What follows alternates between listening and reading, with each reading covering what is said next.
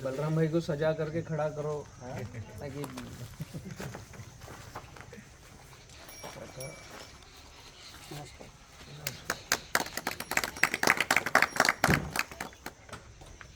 महाराष्ट्र की ये अदा बहुत खतरनाक कातिलाना है। मतलब घर का बेटा ही बना लिया, अब जाएगा कहाँ ये हैं?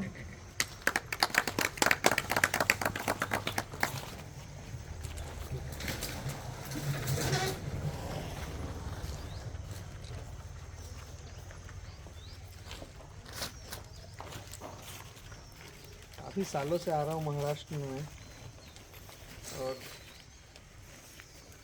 पहले आता था सीखने के लिए, अब आ रहा हूँ सिखाने के लिए। यहाँ जो मीटिंग का आयोजन किया है हितेश भाई, आप आओ आओ, अपना पहले परिचय दो और क्या सोच करके बलराम को बुलाया है आपने, थोड़ा मैं आपसे बतलाओ। पिछले सभी 3 इनको साल भी से बतलाओ कि क्या सोचकर मुझे बुलाया आपने, इनको क्या सोचकर बुलाया, क्या सुनने को बुलाया। इनसे तरफ से मैंने डिलीवरी की थी। अच्छा। हाँ, पाटिल हार्डवेयर की तरफ से। और मैं 4 साल से आपसे जुड़ा हूँ। जी जी। और 4 साल में तीसरे साल में प्लांटेशन किया था मैंने। क्या नाम है आपका पूरा? हितेश पाटिल, हितेश राजेंद्र पाटिल। हितेश राजेंद्र पाटिल। आपको ऐसा क्या लगा बलराम से जुड़ने के बाद, क्या मतलब फ़ायदा हुआ, क्या चीज़ें फॉलो करी आपने? खर्चा आधा, उत्पादन ज़्यादा। हाँ। यही फार्मूला पसंद आया मुझे। अच्छा। मतलब अभी वाटर सोल्यूबल की जो बैग है वो 3000 से 5000 रुपये तक बढ़ गई। जी। हाँ। वो क्या अभी 800 रुपये 7 रुपये केला कटरिंग हो रहा है। उड़ता नहीं ना किसान को ये भाव। आप केला ही लगाते हैं? केला ही लगा। यहाँ पर जो बैठे हुए फार्मर है सब केला सब किसान है? तो आपने जो किसान पाठशाला पर देखा उसको खेत में एप्लीकेशन किया? सब कुछ एप्लीकेशन। किस किस चीज़ में फ़ायदा मिला? मुझे वो जो जिगजैग वाला था ना आपका ग्राफ, ओके। उसमें बहुत प्रॉफिट आया। कम साल में ज़्यादा उत्पादन लिया मैंने। कैसे? मतलब मैंने 5x6 पे 1 मई को प्लांटेशन किया था। हाँ। और अभी मेरा दूसरा साल आया है आज। 1 मई से आगे मेरा एक फसल आ गई उसमें मक्के की। अच्छा। और ये जो भैया है इन्होंने भी 1 मई का प्लांटेशन किया था, अभी उनका खेत खाली है। 1.5 साल में 2 कटिंग ले ली, दो आप ये कटिंग कह ले रहे हो, और एक मक्का की फसल ले ली, मतलब 2 साल में एक मक्का की फसल और 2 केले की फसल। केले की। और जो एक प्लॉट था प्लस का, उसकी अभी 3 रखी है। तीसरी भी रखी तीसरी है? भी। अभी मैं बुरहानपुर 1-2 जगह से आ रहा हूँ, काफ़ी यहाँ पर भी मैंने मीटिंगें ली है, बट निकल के आता है कि मैक्सिमम पहला लेते हैं, दूसरी का भाव मिलता नहीं है। आपने तीसरी क्या सोच कर ले ली? तीसरी की व्यापारी जो था, हाँ। पहले बार हमको पसंद नहीं आया ये, हाँ। क्योंकि पंजे में थोड़ी गड़बड़। हाँ। और दूसरी बार जो आया वो व्यापारी नौती छोड़ के पिलबाग मांगता था। क्योंकि 2 नंबर का बॉक्स आता है श्रीनगर का, वो बनता ही नहीं था। क्योंकि 6 हैंड 5 हैंड में ही 15 kg वजन आ जाता। आपको दूसरी में भी अच्छा मिला, दूसरी में भी अच्छा इसलिए मिला। तीसरी रख ली। तीसरी रन ठीक है। आपको क्या लगा बलराम को बुलाना चाहिए ऐसा? बुलाना चाहिए। और आगे क्या है नवीन आइए। ये सीखना चाहिए। नमस्कार। लगभग मुझे ऐसा लगता है सभी किसान पाठशाला चैनल तो देख रहे हैं ना। 1 साल से मैं आप लोगों के बीच में अज्ञातवास में चल रहा था, अभी बीच में आया नहीं किसान पाठशाला लेने के लिए। काफ़ी सारे नए डेवलपमेंट हैं और केले की खेती में कई सारे नए आयाम छू रहे हैं।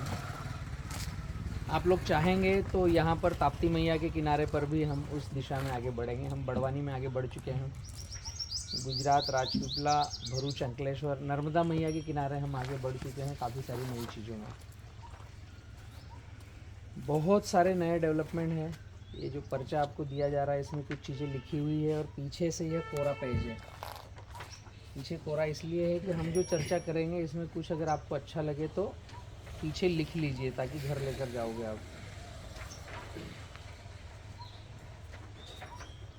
मेरी बातें कुछ भी चालू करूं उसके पहले अगर आप के कुछ प्रश्न हैं, आप जो भी खेती कर रहे हैं उससे रिलेटेड, तो आप अपने प्रश्न पूछिए। अपन केले पर चर्चा करेंगे, उसमें आती है ड्रिप, वो उसका उत्पादन काफ़ी बढ़ाने में योगदान करती है। तो हम दोनों बातों पर चर्चा करेंगे, पानी प्रबंधन और केला। मैं जो चर्चा करूं उसके पहले अगर आप लोगों के कोई प्रश्न हो तो वो मुझे बतलाइए, आपको दिक्कतें क्या है केले की खेती करने में? कुछ है प्रॉब्लम आपको? सभी केला कर रहे हैं अभी या नए भी कोई हैं? सभी कर रहे हैं। सभी कर रहे हैं। कुछ आपके प्रश्न हैं जो पहले पूछना चाहिए या समझना तो चाहिए? 2-3 मेजर है अभी। पहला मतलब सीएमवी और दूसरा सिगाटो का। यही मेजर तो प्रॉब्लम है हमारी यहाँ। बाकी भाव वाव तो हम ले लेंगे, अब सीख गए। हाँ, भाव तो वो तो किस्मत की बात है। और भाव बढ़ रहा है अभी, ये आंधी तूफान के कारण गड़बड़ हुई थी, कोई दिक्कत नहीं है। पील कब रखना?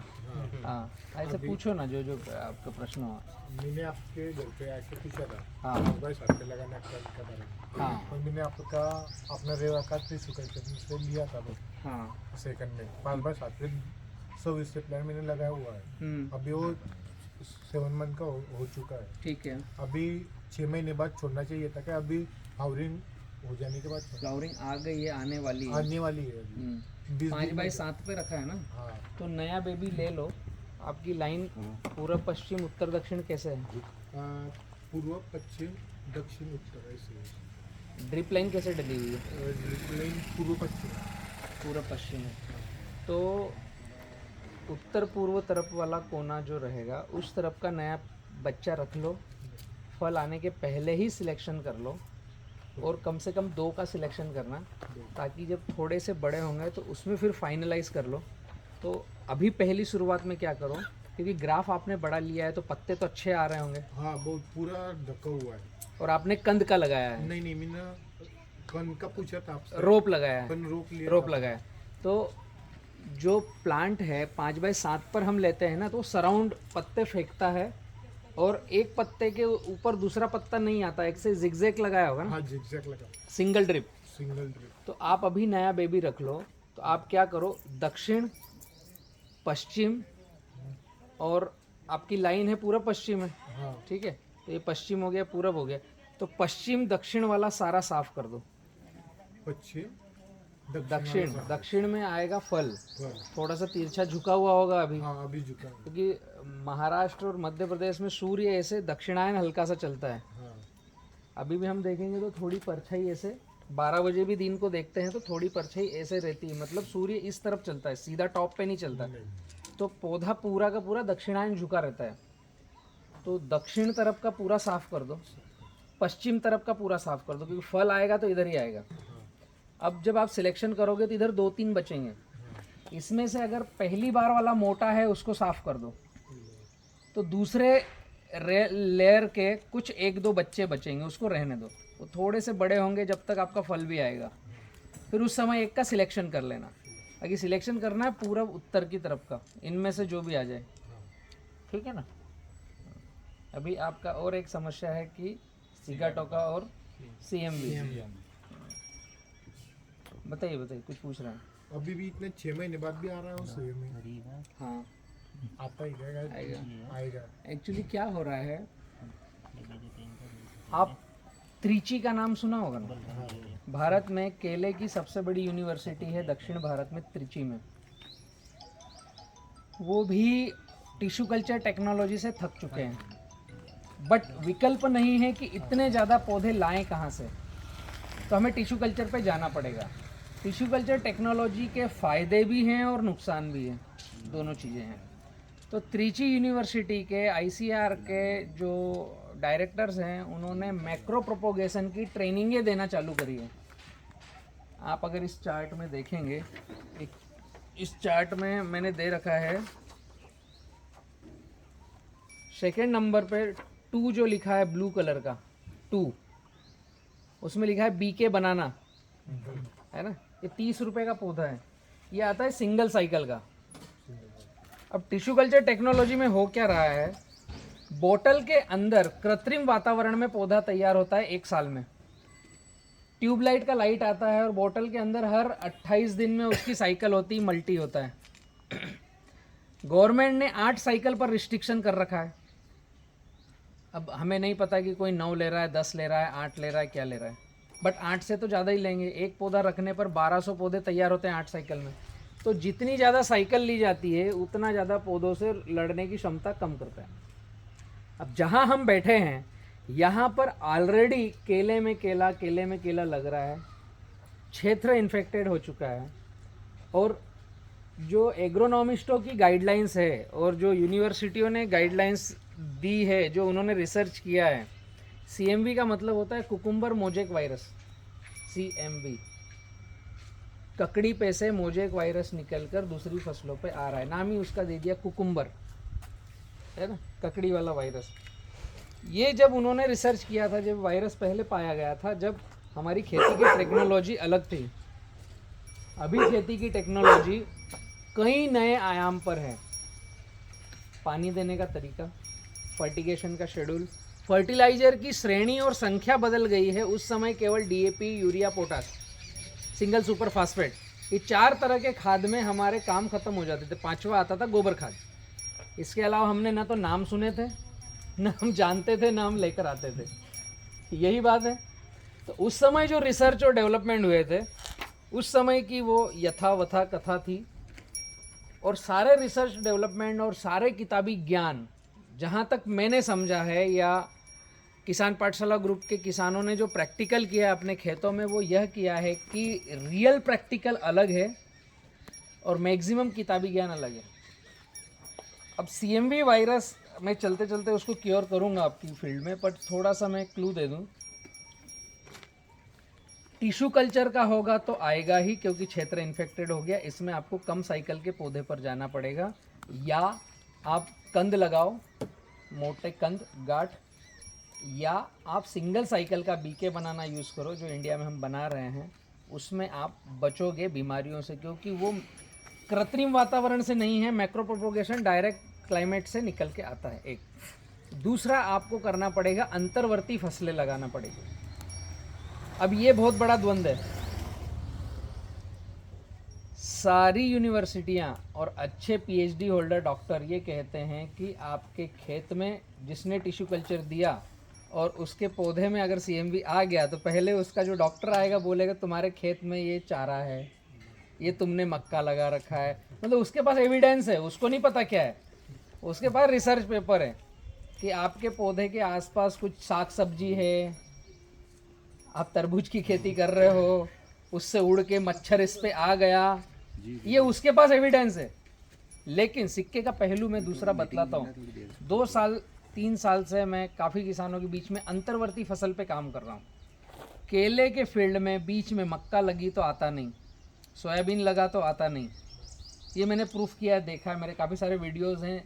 नांदेड़ के कुछ वीडियो हैं कि कॉटन की फसल और केले की फसल, गुजरात के कुछ वीडियो जिसमें CMV आता ही नहीं। उसी खेत के एक मेड़ पर CMV है, उसी खेत में जिसमें सोयाबीन बो रखा है और बीच में केला लगा रखा है, उसमें कोई CMV नहीं है। नांदेड़ में तीसरे साल मेरे ही ब्रांड का पौधा था, मैं रेवा के साथ में था। आज रेवा मेरी आइडियोलॉजी पर नहीं है, तो मैं रेवा में नहीं हूँ। मेरा खुद का बी किसान का ब्रांड है, वहाँ से हम टिश्यू कल्चर खुद ही जनरेट कर रहे हैं। तो जब नांदेड़ में, नमस्ते, आइए आइए, नांदेड़ में जब तीसरे साल हमने केले का पौधा लगाया,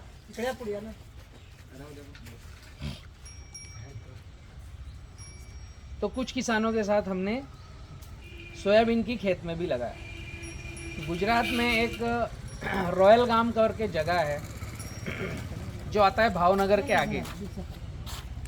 वो फार्मर क्या करते हैं, आप भी यहाँ पर ट्राई करना चालू करो, अंतर्वर्ती फसलें मिक्स करो। 2 फायदे होंगे, एक बीमारियाँ छटेगी, दूसरा आपको हाथ खर्चे के लिए लेबर पेमेंट आ जाएगा, दोनों काम होंगे। बारिश में मूंग लगाते ही थे। हाँ, अंतर्वर्ती फसलें लगाओ।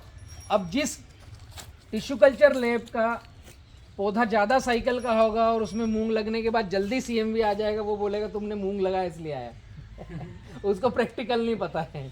रियलिटी ये है कि अगर अंतर्वर्ती फसलें हैं तो जो तुड़तुड़े, मावा, मक्खी है वो बट जाते हैं, एक दूसरे के पूरक हो जाते हैं। तो रॉयल गांव में क्या करते हैं, 6x6 पर कॉटन लगाते हैं, 7x7 पर कपास लगाते हैं, 6x6 पर कपास लगाते हैं और बीच में केला लगाते हैं। 6x6 पर कपास हो गया, बीच में 6x6 पर केला भी हो गया। समझ में आया? तो कपास का भी लेते हैं दिवाली तक और केला भी लेते हैं। और वो केला लगाते हैं अगस्त में, कपास लगाते हैं जून में। बारिश दिखती है या आने वाली रहती 15 जून के बाद। तो केला लगाने से पहले कपास 1-1.5 महीने का होता है, 45 दिन का होता है, फिर केला लगाते हैं। तो फिर अगस्त तक वो कपास भी ले लेते हैं और केला भी फिर चलता रहता है। मक्का भी लगाते हैं, हम खुद मक्का रिकमेंड करते हैं। तो अंतर्वर्ती फसलों पर आ जाओ, कम साइकिल का पौधा लो, और सबसे बड़ी बात 70-30 खेती का फॉलो करो। 70-30 फार्मिंग पता है आपको? कितने मित्रों को पता है? पानी के गिलास दे देना, 1 2 3। बाकी कुछ आप क्या करो, उसका पूरा एक सेशन है, छोटा सा ब्रीफ में बतला रहा हूँ। किसान पाठशाला पर जाएंगे, 999 नंबर का वीडियो है, 999 किसान पाठशाला। ये अगर लिखेंगे गूगल पे तो एक 3 घंटे और कुछ मिनट का वीडियो आएगा, उसको आप 100% देखो और उसके नोट्स बनाओ।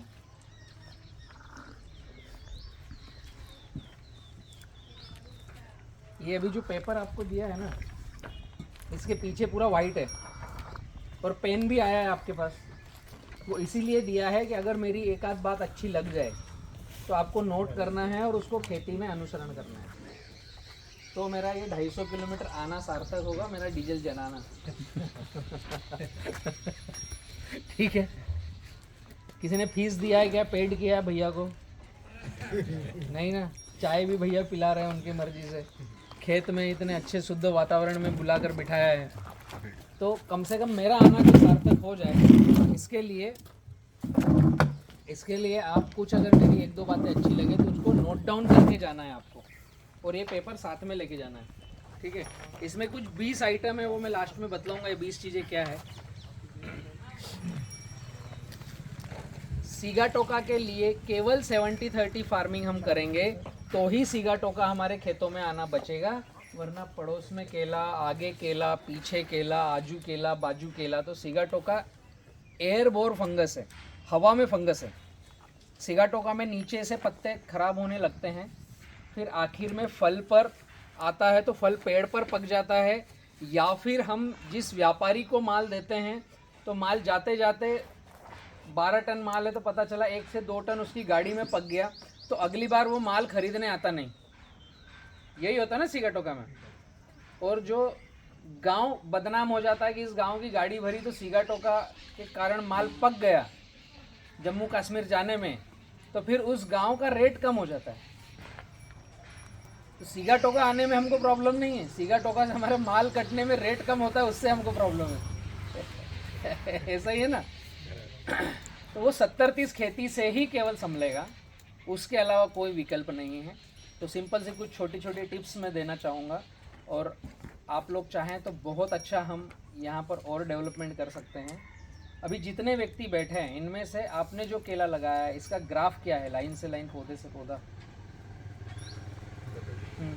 5x7 भी मैंने लगाया हुआ है। 5x7। आप तो बड़वानी जाकर आए थे तलुन। हाँ, तलुन। बाकी और मित्रों का और सीधा टोका नहीं है, आया ही नहीं है। आई ही नहीं तो है। ये प्लाट तो आप यहीं देख सकते हो इनके पास। आप लोगों का क्या ग्राफ है? 5x6 5-6 3.5 में मैंने रो लाइन में किया हुआ है, पट्टा पद्धति। ओके, 7 फीट, फिर 3.5 3.5 और 3 ड्रिप है, बीच में एक है, बीच में आजू बाजू दो। ओके, ये जाचक पद्धति आप देख कर आया उनका होंगे। वो 8.5 का है, हाँ। लेकिन वो 8.5 का वो बराबर जमा नहीं, इसीलिए वो 9.5/7 तो पहला ही साल है या हाँ, पहला ही तिल साल। बाग भी है? नहीं, पहला ही साल है। पहला ही साल है। उसमें क्या फ़र्क लग रहा है, दिक्कत, बीमारी, सीगाटोका को? नहीं वो तो नहीं, क्योंकि मेरी प्लांटेशन ही लेट थी ना थोड़ी, 25 जुलाई की थी। 25 जुलाई की थी। अच्छा, तो फल अभी आ गया होगा? हाँ, अभी कम से कम 60% तो हो गई उसकी फ्लावरिंग। अच्छा, पूरा ऐसा जिस तरफ 7.5 है उस तरफ थोड़ा टेढ़ा हुआ होगा। ज़्यादा से ज़्यादा फ्लावरिंग 7.5 की तरफ ही आएगी। एक इधर आई है, एक हाँ, इधर आई है। एक इधर। और किस आदमी का क्या ग्राफ है? मैंने मक्का भी लगाया था 5 5.5 5.5 से लेकर 5-6 तक के बीच में, 5 5.5 5.5 5-6 ये मैक्सिमम है। अभी कटिंग पे जो है वो 5 5.5 है, अभी जो नए लगाए वो 5-6 लगाए। अच्छा, मैं इसलिए पूछ रहा हूँ कि हमें जो केले की खेती करना है, आपको आगे और भी करना है ना, तो शायद आप लोग प्रश्न कम पूछ पा रहे हो। मैं ही बता देता हूँ आपके अंदर प्रश्न क्या होना चाहिए। मैं आपके जैसा बैठा रहता था ना, तो मैं काफ़ी प्रश्न करता था।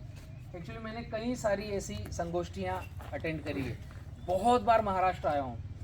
मैंने 2011 में केले को सीखना चालू किया, 10 में एक्चुअल सीखना चालू किया, तो मैं 12-13 तक काफ़ी मीटिंगें, 3 साल तक काफ़ी मीटिंगें अटेंड करी। यहाँ पर भी मैं जैन इरिगेशन में जाता था, के बी पाटिल साहब को बहुत सुना मैंने।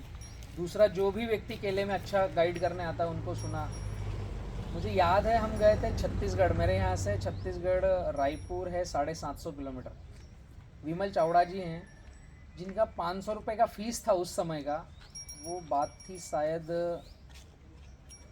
2008 या 9 की बात थी। 500 रुपये का फ़ीस दिया, 750 किलोमीटर ट्रेवल करके गए। तो जाना आना, फ़ीस देना, और 1 से 1.5 घंटे का सेशन था। बट उन्होंने जब मुझे पेन पेपर दिया ना, तो मैंने पूरा भरा उसको और काफ़ी सारे प्रश्न पूछे। आज ये कंडीशन है कि अच्छा है मैं सीख गया तो आप लोगों तक पहुंचा भी रहा हूं। ग्राफ एक छोटी सी कड़ी है, बट वो हमें अगर मालूम होगा तो हम पूरे साल की अर्निंग उससे ले सकते हैं। मैं कुछ कुछ छोटी छोटी चीज़ें टच कर रहा हूँ जिससे हमारे खर्चे कम होंगे, ग्राफ और हमारा उत्पादन बढ़ेगा और आपकी साइकिल पूरी समझ में आएगी। फिर लास्ट में भी हम क्वेश्चन आंसर एक रखेंगे। हमें 1 एकड़ में 43,560 स्क्वायर फीट में कितना आउटपुट चाहिए? हम जिस क्षेत्र में हैं, ये क्षेत्र में 20 टन से 25 टन के आगे पीछे आउटपुट आएगा। आप लोग शायद 5-5 लगा रहे हो, 5-6 लगा रहे हो, 5-5.5 लगा रहे हो। कुछ लोगों ने मेरी जानकारी ले ली तो 5-7 पर गए हैं। तो 5-5 पे लगाने वाले का और 5-7 पे लगाने वाले का आउटपुट लगभग एक ही जाएगा, शायद 5-7 का ज़्यादा आ जाएगा। एकड़ पे आपको मिलेगा 20 से 25 टन। वो डिपेंड करेगा कि आपकी सॉइल में पिकअप कितना है और आपने फील्ड को ध्यान कितना रखा है। कुछ रियर फार्मर है जो 25 से 30 टन पे जाएंगे, उनकी गिनती बहुत कम है। कुछ फार्मर हैं जो 20 से 15 टन पे रहेंगे, उनकी गिनती बहुत कम है। एवरेजन 20 टन के ऊपर नीचे, क्योंकि ये 43,560 स्क्वायर फीट है। इसमें सूर्य की जो रोशनी आ रही है उससे जो पत्ते फोटोसिंथेसिस कर रहे हैं उतना ही बायोमास बनाएंगे, ये फिक्स है। अब आप यहाँ 1750 पौधे लगा लो या 1000 पौधे लगा लो, ये केले की मॉर्फोलॉजी में आता है। 1000 पौधे लगाओगे तो पत्ता आएगा 9 से 10 फीट का। 1750 पौधे लगाओगे तो पत्ता आएगा 6 से 7 फीट का। तो पत्ते की चौड़ाई जो आएगी वो फोटोसिंथेसिस करने की क्षमता उस हिसाब से रखेगा। पत्ता टाइट होगा ग्राफ तो बीमारियां ज़्यादा बढ़ेगी। अभी ये जैसे प्लॉट दिख रहा है ना, अंदर अंधेरा दिख रहा है, ये प्लॉट 5.5 का है वो। हाँ 5-5.5 का है, लेकिन ऊपर के पत्ते को अगर नापोगे तो 7 फीट से बड़ा है ऊपर का पत्ता। अब ऊपर के पत्ते को झुकने की जगह ही नहीं है, वो ऐसे खड़ा है। अब जो पत्ता ऐसे झुकना चाहिए, पूरा का पूरा झुक करके उसमें फोटोसिंथेसिस के लिए सूर्य की रोशनी आना चाहिए, वो खड़ा है इस तरीके से। तो कितना भोजन बनाएगा ये? ग्राफ बहुत मायने रखता है। हम 200 साल से यहाँ पर केला लगा रहे हैं जलगांव ज़िले में, और आज भी ये बात कर रहे हैं कि कल अगर मैं पौधा बुक करूँ या गठान लगाऊँ तो क्या ग्राफ से लगाऊँ। तो बहुत ही सोचने वाली बात है कि अभी भी हम कैसे लगाते हैं। जिस मित्र के पास रोप बुक कर रहे हैं उसको पूछते हैं भैया क्या ग्राफ लगाऊं। जो बेचारा एक मोटरसाइकिल लेकर हमारे खेत में ह्यूमिक एसिड की डब्बी बेचने आता है, उसकी 18,000 की नौकरी है, टीए डीए 2.5 रुपये लीटर किलोमीटर पेट्रोल मिलता है, उसके खेत में कोई केला नहीं, उसके घर पे कोई केला नहीं। उसको हम पूछते हैं भैया क्या ग्राफ लगाऊं। ये हकीकत है ना। हमें केले को समझना चाहिए केला क्या है। दूसरा, हमें पैसा कौन देगा? व्यापारी। व्यापारी के पास बैठना चाहिए, क्वेश्चन आंसर करना चाहिए। वाई प्रश्न पूछो। व्यापारी को पूछना चाहिए हम क्या करें कि तू हमको ज़्यादा रेट देगा भाई, आप हमें कैसा भाव ज़्यादा दे सकते हो, आपको चाहिए क्या? तो व्यापारी कुछ चीज़ें बताएगा जो आपको लिखनी चाहिए, उसी पर मैं अपनी बात चालू करूँगा। आपके पास जो छोटा स्मार्टफोन होगा उसको साइलेंट कर लो, घर वाले बाहर वाले कोई डिस्टर्ब ना करें और आपके फ़ोन से पड़ोसी डिस्टर्ब ना हो। व्यापारी को क्या चाहिए मैं क्यों बता पा रहा हूँ, क्योंकि मेरी टीम खुद भी केला खरीदती है, हमारे खुद के भी चेम्बर है और हम भी एक्सपोर्ट कर रहे हैं। 2010 से 2014 तक मैं खुद ग्राउंड पे जाकर मल्ले देख करके गाड़ियाँ लोड करता था। बड़वानी में 2013-14 में लगभग एक दिन की 11 से 12 गाड़ियाँ मैं खुद ही लोड करके बेचता था, तो मुझे पता है कि केले को क्या चाहिए। उसके बाद हमने चेम्बर डाले वहाँ पर, चंडीगढ़, रोहतक, सफ़ेदो, अलग अलग जगह पर। हमारे ग्रुप के कुछ 7-8 चेम्बर है, जिसमें 2-3 चेम्बर में मेरी पार्टनरशिप है। कुछ हम एक्सपोर्ट कर रहे हैं, कुछ मदर डेयरी रिलायंस महिंद्रा को दे रहे हैं। वो एक वर्टिकल अलग है, बीके बनाना का एक वर्टिकल अलग है। लड़का यहीं रहता है, राकेश यादव, 9424738322, ये राकेश यादव का नंबर है। अगर बीके बनाना से केला कटवाना हो तो बच्चे को बुला लेना, देख के जाएगा।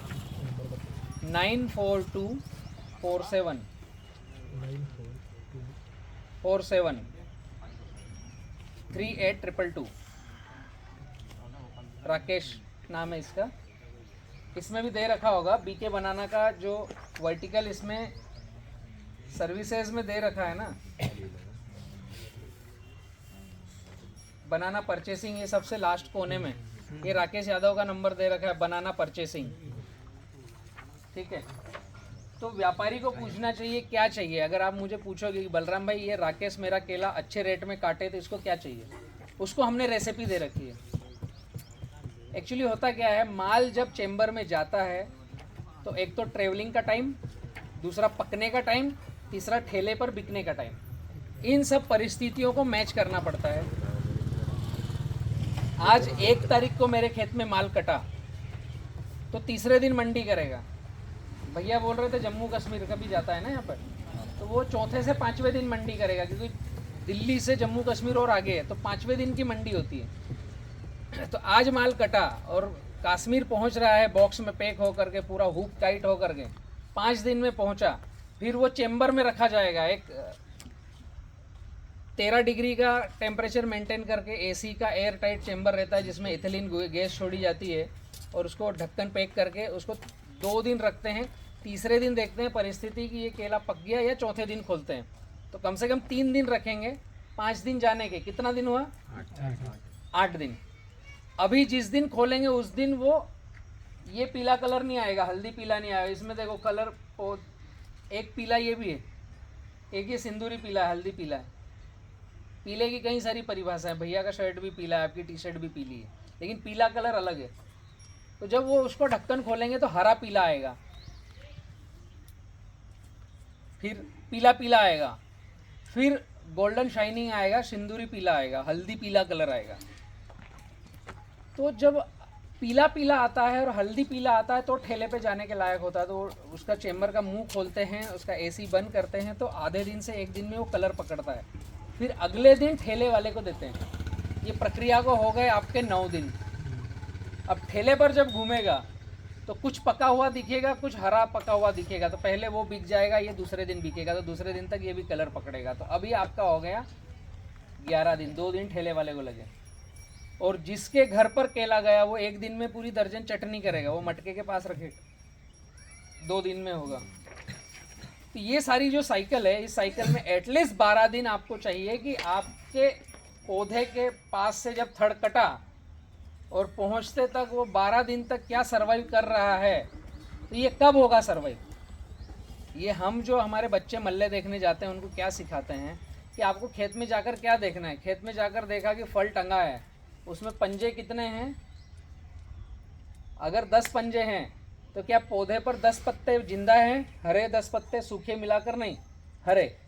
जितने पंजे उतने पत्ते पेड़ पर होना चाहिए जिस दिन माल कट रहा है, तो व्यापारी आपके खेत में सौदा करने को सोचेगा।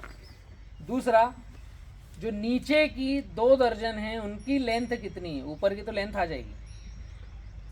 आपने 10 पंजे रखे हैं, 12 रखे हैं, 8 रखे हैं, 6 रखे हैं, उससे कोई मतलब नहीं। नीचे के पंजे की लेंथ क्या 7 इंच की है।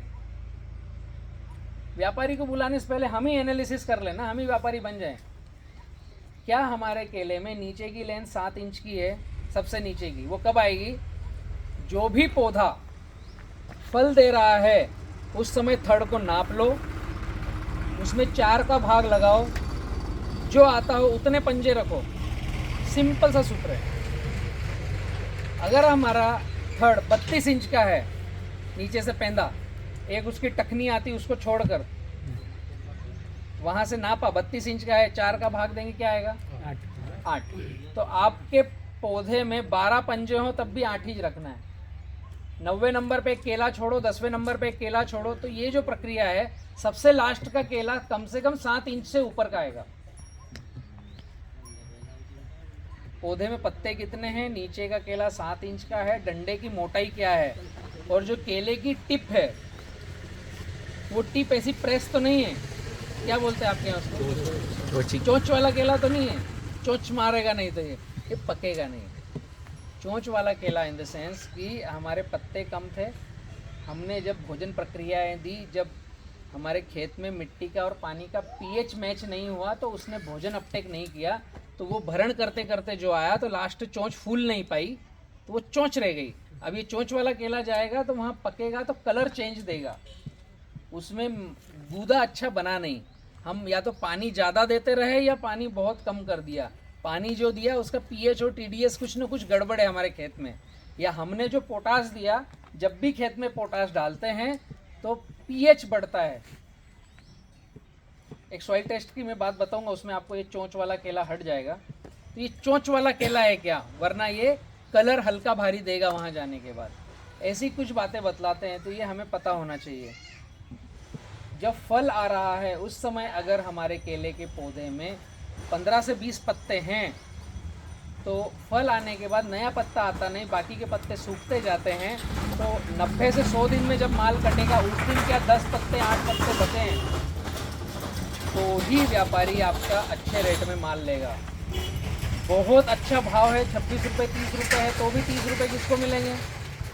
जिसको क्वालिटी है। और जब दिक्कत आई, गिरपड़ हो गई, 4 रुपये का रेट हो गया, सबको तो 2 रुपये मिलेंगे, बट 4 आपको कब मिलेंगे?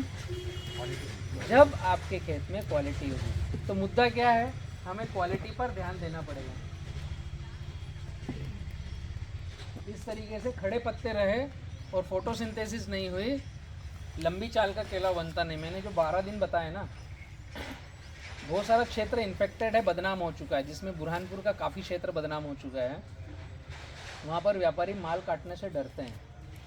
एक जलगांव जामोद बहुत बदनाम हो चुका है, 4 बाय 4.5 पर केला लगाते हैं गठान। 1 एकड़ में 2000 से 2200 खोड़। कोई है क्या जलगांव जामोद का? आपको पता है ना वहाँ का क्षेत्र कैसा? ऐसे टाइट ग्राफ लगाते हैं कि भैया हम 2000 खोड़ लगाते हैं, 1000-1200 कटते हैं। उनको पता है 1000-1200 कटते हैं, हम 2000 लगाते हैं। मेहनत करेंगे 2000 पे, खाद डालेंगे 2000 खोड़ का, उनको पता है रिटर्न भी 1000 का जाएगा, बाकी वहीं काट पीट करके खराब होंगे। तो इतनी मेहनत नहीं करना है हमको, सिलेक्टेड मेहनत करना है, कुछ टाइम फ्रेम में मेहनत करना है। और जो बाहर के देशों में हो रहा है, जो मैंने किसान पाठशाला के खेतों में किया है भारत में, वो अब आपको भी एडॉप्ट करना चाहिए। क्योंकि जहां हम बैठे हैं यहाँ बीमारियां आ रही है, खर्चे बढ़ रहे हैं और रेट फिक्स नहीं है, कभी 32 है तो कभी 4 रुपये है, इतना ज़्यादा वेरिएशन है। अभी फिर रेट बढ़ रहा है तो हम लालच में आ गए, फिर केला रोक लिया। अभी 2 दिन बाद कटवाऊंगा, अभी 16 रुपये हो गया है। तो वो अपनी जगह है, वो लालच अच्छी है, खेत की लालच होनी चाहिए कि मेरा माल ज़्यादा रेट में कटे, ये कोई गलत नहीं है, ये सही बात है। शुरुआत करते हैं कि किस दिशा में आगे बढ़े तो इन सब बीमारियों का इलाज हम कर पाए। मेरा खुद का टिश्यू कल्चर लैब है, पहले 1 था अब 2 है। मेरा खुद का ड्रिप इरिगेशन सिस्टम है, भारत का टॉप 1 में है। 50 CR की लागत से यूनिट डला है। आप लोगों को विजिट करने जाना हो जब भी बताना, हम विजिट करा के लाएंगे। कुछ फर्टिलाइज़र है, बट ये सारी चीज़ें हिडन है। पहले मेरा 1 टिश्यू कल्चर था, अब 2 है। बट मैं यहाँ ये बात नहीं कर रहा हूँ कि आप मेरा पौधा खरीद लो। अब जो मैं आगे डेटास देने आया हूँ आपको, उसको आप लिंक करना, समझना कि बलराम के पास ड्रिप है, बलराम के पास पौधे हैं, बलराम के पास फर्टिलाइज़र है और बलराम ही माल खरीद रहा है। ये सारी साइकिल हम कंप्लीट कर रहे हैं। बट मैं जो आपको बताना चाह रहा हूँ वो एंड पॉइंट बतलाऊँगा कि जब आप व्यापारी को माल दो, क्योंकि मेरा एम जो है, वो हिंदुस्तान में जब मैंने चालू किया था केले को देखना समझना, उस समय 3% एक्सपोर्ट होता था 2010 में। आज 7 से 7.5% एक्सपोर्ट हो रहा है। और कहीं मुझे गर्व है कि किसान पाठशाला टीम का योगदान है इसमें काफ़ी हद तक, क्योंकि पूरे क्षेत्र में 5/7 का बोलना ही मैंने चालू किया तो अब किसान समझ रहे हैं। जलगांव का पहला एक्सपोर्ट 2016 अनिल रामदास पाटिल गोरगावले भैया के गांव के 5/7 पर पहला मेरी टिश्यू कल्चर का रोप लगा था। जलगांव के कृषि विशेषज्ञों ने उनको आकर इनाम दिया और सह्याद्री ग्रुप ने पहली बार एक्सपोर्ट किया। 200 साल से केला लगा रहे हैं, पहली बार एक्सपोर्ट जलगांव का 2016 में हुआ। तो सोचने वाली बात है ना, क्योंकि उस फार्मर ने 5/7 पर लगाया। रेट अच्छा चाहिए, निरंतर चाहिए, तो हमें कुछ चीज़ों का ध्यान रखना पड़ेगा। स्टेप बाय स्टेप लेता हूँ, इसमें आपको समझ में आएगी। पहली चीज़, डबल ड्रिप की बहुत अच्छी बड़ी भ्रांति हमारे दिमाग में है जो बीज रोपण की गई है। डबल ड्रिप होगी तो आपका अच्छा पकेगा, मतलब पौधा बेचने वाले ने भी ड्रिप की कंपनी खोल ली, अब वो आपको पौधा भी बेचेगा और ड्रिप भी ज़्यादा देगा। डबल ड्रिप मतलब आपके खेत में कम से कम 4200 मीटर ड्रिप होना चाहिए। तो जेब में कुछ पैसा रखो मत बच्चों के लिए। वो कहाँ के लिए ठीक है? मैं पूरे भारत के 29 राज्यों में भ्रमण करता हूँ और इंडिया के बाहर भी भ्रमण करता हूँ, तो जो मैंने देखा वो मैं बतला रहा हूँ। दक्षिण भारत केरला में 50 से 60 डिग्री ह्यूमिडिटी रहती है, हवा में नमी रहती है 50% से ज़्यादा, मैं डिग्री बोल रहा हूँ, 50% से ज़्यादा ह्यूमिडिटी रहती है। वहाँ पर ग्राफ चारों तरफ से बड़ा लेना पड़ता है। वहाँ पर सूखी हवाएं नहीं चलती है, बिना नमी वाली हवा वहाँ नहीं चलती है।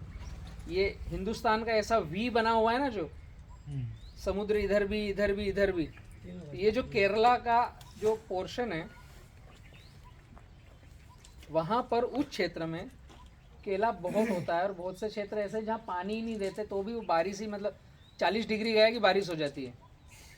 तो एक तो 40-38 डिग्री से अंदर टेम्परेचर और हवा में 50% के ऊपर नमी, उन क्षेत्रों में केला लगाया जाता है 7/7 दोनों तरफ बराबर। वो सुपारी की खेती करते हैं, नारियल की खेती करते हैं, मिक्स केला करते हैं, तो वो 10/10 हो जाता है, 12/12 हो जाता है। तो वहाँ पर आपको डबल ड्रिप डालना आवश्यक है। कहाँ पर? केरला में। हम कहाँ बैठे हैं? महाराष्ट्र जलगांव। हम जहाँ बैठे हैं यहाँ पर 15 मार्च के बाद सूखी हवाएं चालू हो जाती है। थोड़ा बहुत जो आसपास केला लगा है तो नम रहती है, बट 1 बजे से 5 बजे तक सूखी हवाएं चलती है बिना मॉइस्चर वाली। तो ये जितना भी पानी है ये उड़ाती है। तो इसमें हम ग्राफ ही नहीं बड़ा कर सकते।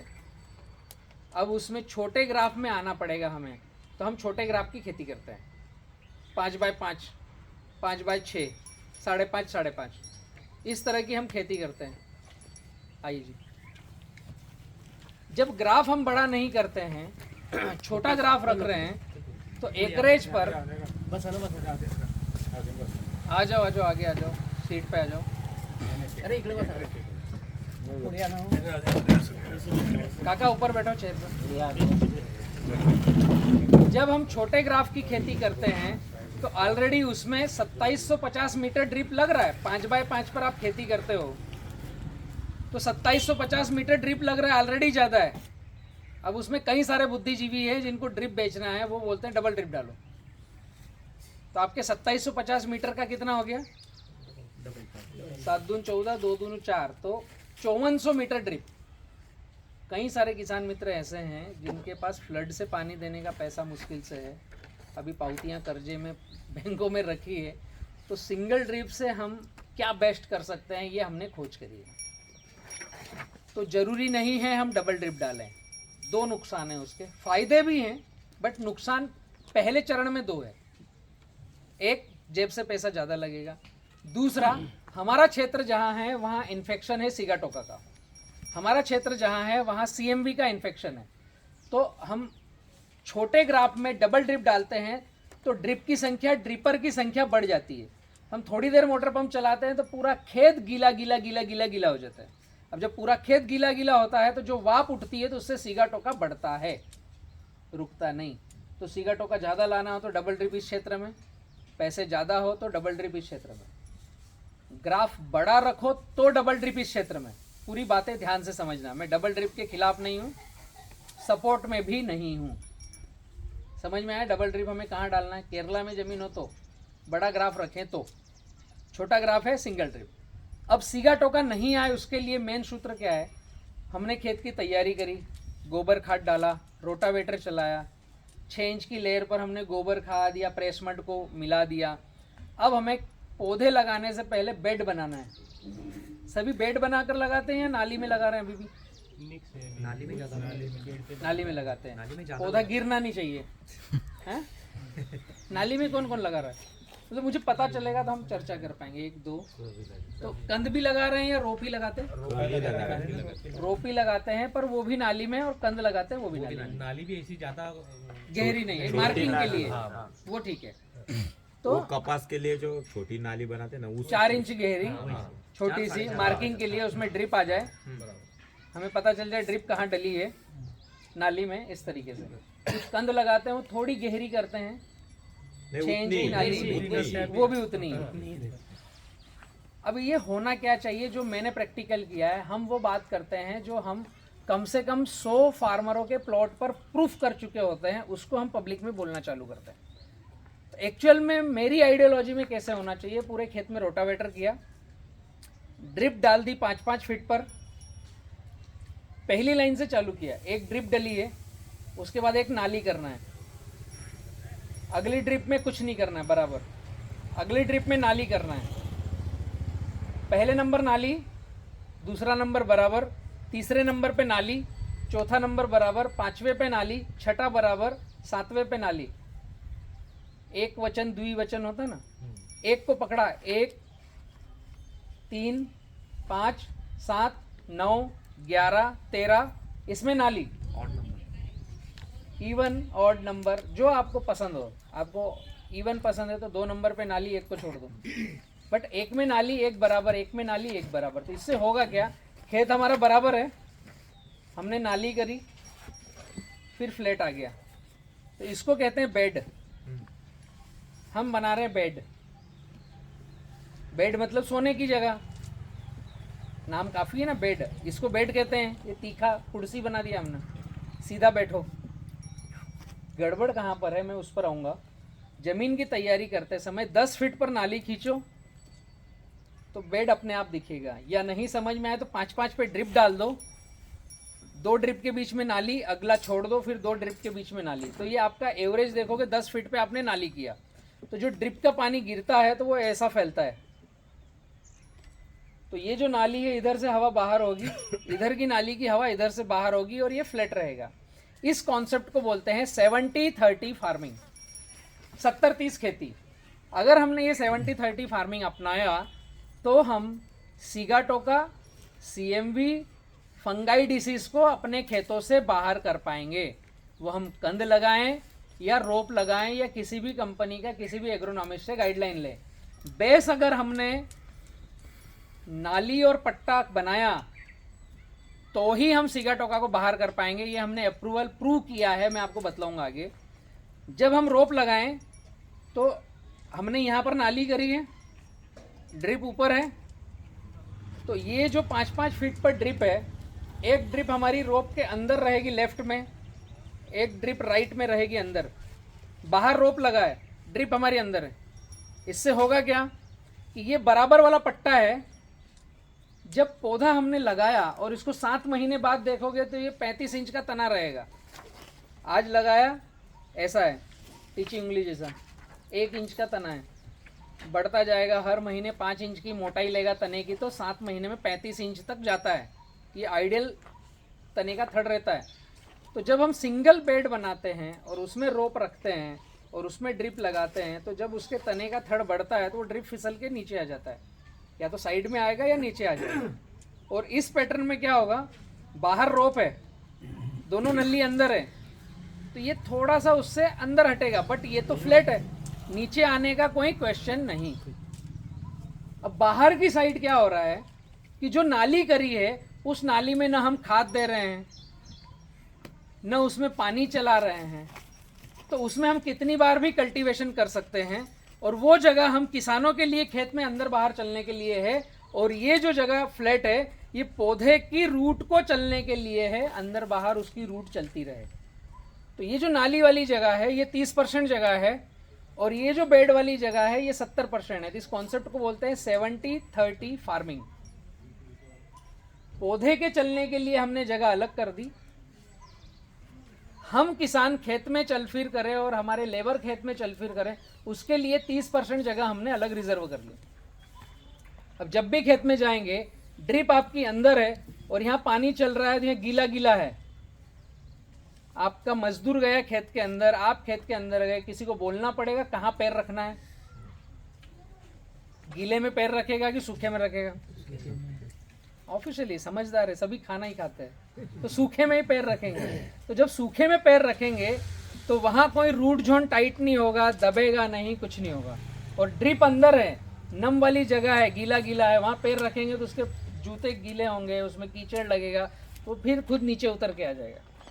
और जब जहाँ रूट है, जहाँ भोजन है, जहाँ पानी है, वहाँ पर हम पैर नहीं रखेंगे तो कोई ऐसी चीज़ नहीं है कि उस मिट्टी को दबाए, तो वो जगह कॉम्पैक्ट नहीं होगी। कॉम्पैक्ट नहीं होगी तो जो ब्रदर ने अभी बताया कि इनका पील बाग नए से महंगा कटा और अभी तीसरी रखी है, तो ये चीज़ें हर एक के खेत में आएगी।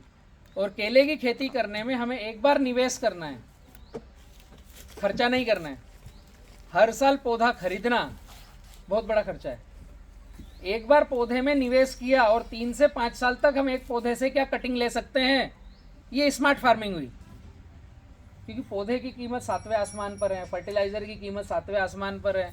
अभी खेत को खाली करने वाला जो ट्रैक्टर आएगा आपके पास, एक तो केले में हम जो जोड़ते हैं ना, पता नहीं क्या फार्मर अलग ही चीज़ जोड़ता है, आपके यहाँ क्या जोड़ते हैं पता नहीं, मेरे यहाँ तो कुछ अलग ही जोड़ते हैं।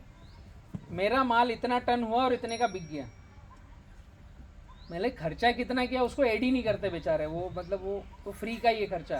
केला पकाने से पहले आपको पलटी पलाऊ, धूप खिलाई, 5 ट्राली गोबर डाला, रोटावेटर किया, उसको समय दिया, 2 महीने 3 महीने से तैयारी कर रहे हैं ना, फिर गर्मी में लगाया तो सड़ मक्का लगाया ताकि पौधा खराब नहीं हो। मतलब बहुत अच्छी एक्सरसाइज है।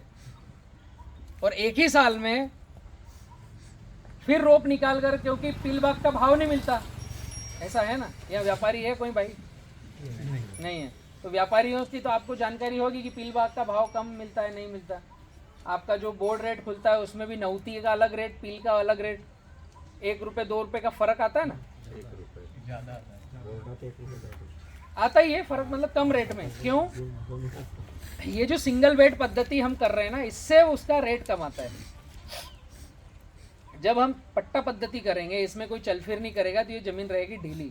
जब निंदाई गुड़ाई हम करें खेत में, तो उसका खरपतवार निकालकर खेत के बाहर फेंकने की बजाय ऊपर ही जो ड्रिप डली है, जो पट्टा पद्धति है, उसके ड्रिप के नीचे कचरा मल्चिंग। अब यहाँ पर जैसे ही आपने बायोमास कचरा डाला तो सूर्य की रोशनी कचरे पर, नीचे मिट्टी पर नहीं है। जहाँ सूर्य की रोशनी नहीं पहुँचेगी वहाँ कीट पतंग, बैक्टीरिया, कीड़े मकोड़े, इल्ली, तुड़तुड़े, मौवा, मक्खी सब आएंगे। तो ये एक इकोसिस्टम, जीव जीवस्य जीवनम की कॉलोनी डेवलप होगी। और ये जो पट्टा है, इस पट्टे में जितना कचरा डाल सको डालो, उसके ऊपर ड्रिप, तो ये जमीन रहेगी ढीली। तो पहले की जड़ भी अच्छी चलेगी, पील बाग रखोगे उसकी जड़ भी अच्छी चलेगी, तीसरी रखोगे उसकी जड़ भी अच्छी चलेगी। हमें कल्टीवेशन नहीं करना है। हमने कल्टीवेशन करने के लिए कीट पतंग, तुड़तुड़ा, महुआ, मक्खी रख दिया है, तब हमने कचरा मल्चिंग किया तो उसके नीचे रहेंगे। और ये जो जगह है जहाँ ड्रिप नहीं है, दोनों की ड्रिप हमारे अंदर है, फिर पौधा है और फिर नाली है, तो यहाँ हमारी ड्रिप ही नहीं है। तो इसको साफ सुथरा रखो, क्लीन, जो भी खरपतवार कचरा हो वो अंदर, ताकि हम खेत के अंदर बाहर निष्पक्ष जा सकें, कोई जानवर, कीट पतंग हमारे पैरों को टच ना करें। अब ये जगह कितने काम में आती है? एक तो ये 70% जो गादी है ये ढीली रहेगी, तो आपकी जड़ी तड़ी 5वें चौथे का भी भाव अच्छा मिलेगा, जो हमें सबको चाहिए। दूसरा, हम जो भी डीएपी, यूरिया, पोटाश डालेंगे वो डालेंगे अंदर ड्रिप के नीचे चीरा लगा करके। और कचरा रहा तो फिर चीरा लगाने की जरूरत नहीं, जड़ नहीं कटेगी, हम लकड़ी डालेंगे, कचरा उठाएंगे, डीएपी फेंक देंगे, कचरा छोड़ देंगे। हमें डीएपी अंदर क्यों चाहिए? क्योंकि बैक्टीरिया उसको कन्वर्ट करे। तो अगर कचरा मल्चिंग नहीं है तो हमें वो मिट्टी को चीरा लगाना है। चीरा जैसे लगाते हैं जड़ें कट जाती है। तो पहले हमने गला काटा, फिर बोला अब खाना खा। बस देखने की दृष्टि बदलनी है, छोटे छोटे से कॉन्सेप्ट को टच करना है। तो कचरा मल्चिंग के नीचे हमने लकड़ी दी उसको और एक झोला दिया, भाई लकड़ी डाल, ऊपर उठा, फेंक दे खाद, आगे चले जा। मेरे खेत में 2012 में मैंने 6x6 पे केला लगाया था। 12 फीट से 20 फीट के बीच में उसकी रूट थी, उस केले के पौधे की, मिनिमम 12 फीट। आप जब इस तरह की खेती करोगे और उस बेड को छेड़ोगे नहीं, छोड़ दोगे प्रकृति के लिए, जैसे ही छेड़ना चालू किया तो वो इकोसिस्टम की साइकिल टूट जाएगी, बैक्टीरिया कीट पतंग टूट जाएंगे। तो आपके पौधे को भोजन अवेलेबल कराने वाले माइक्रोब्स नहीं बचेंगे वहां पर। हम बार बार कल्टीवेशन करेंगे। कल्टीवेशन करना है तो नाली में। कॉन्सेप्ट समझ में आ रहा है? देखने की दृष्टि खेत में लेके जाओ, जहां मैं बताना चाह रहा हूं। सिंगल बेड में ड्रिप ऊपर, पौधा वो फैलता जा रहा है, ड्रिप फिसल के नीचे। अब आया उसका फल 7वें महीने, जब हमारी ड्रिप या तो करवट में है या नीचे है। साल भर का खाद खींच करके हमने बेड बना के रख लिया, जो गोबर डाला है, जो भी डाला वो इसमें, पौधे की जड़ें इसमें। जब फल दे रहा है, जब उसको न्यूट्रिशन चाहिए, उस समय हमारी ड्रिप है नीचे। उस समय अगर 26 रुपये का भाव है तो हम बहुत महंगा वाटर सॉल्युबल ला के चलाएंगे। तो 4 रुपये का भाव है तो यूरिया चलाएंगे, बट चलाएंगे ना कुछ तो जो भी कुछ चलाएंगे उसने पौधे की जड़ के पास आना चाहिए या कड़क जगह पे चलना चाहिए। पील का भाव क्यों नहीं मिलता है कि ये जो नाली में ड्रिप आ गई, अब हमें पील काटना है, पत्ते साफ करना है, कुछ खाद डालना है, कुछ स्प्रे करना है। स्प्रे करते हैं सिगा टोका का, स्प्रे करना है तो खेत में अंदर जाने की, बाहर आने की एक्टिविटी होगी। तो जहाँ ड्रिप है उसी ड्रिप के ऊपर हम चल फिर कर रहे हैं। 50 किलो, 60 किलो, 70 किलो का वजन डल रहा है, उसके ऊपर पंप है 15 लीटर का, 80 किलो का वजन हम चल फिर कर रहे हैं। तो गीली मिट्टी दबती है, कॉम्पैक्ट होती है। फिर हम पीलबाग रखते हैं तो पीलबाग की जड़ें कहाँ जाएगी? कड़क जमीन में जा पाएगी? नहीं, सीमेंट बन गया वो। इसलिए हमें ड्रिप ऊपर ही रखना है, 70-30 खेती ही करना है अगर केले का दूसरा, तीसरा, चौथा भी हमें फल लेना है। इसका कोई प्रश्न है आपके पास 70-30 को समझने में? यहाँ तक समझ में आया?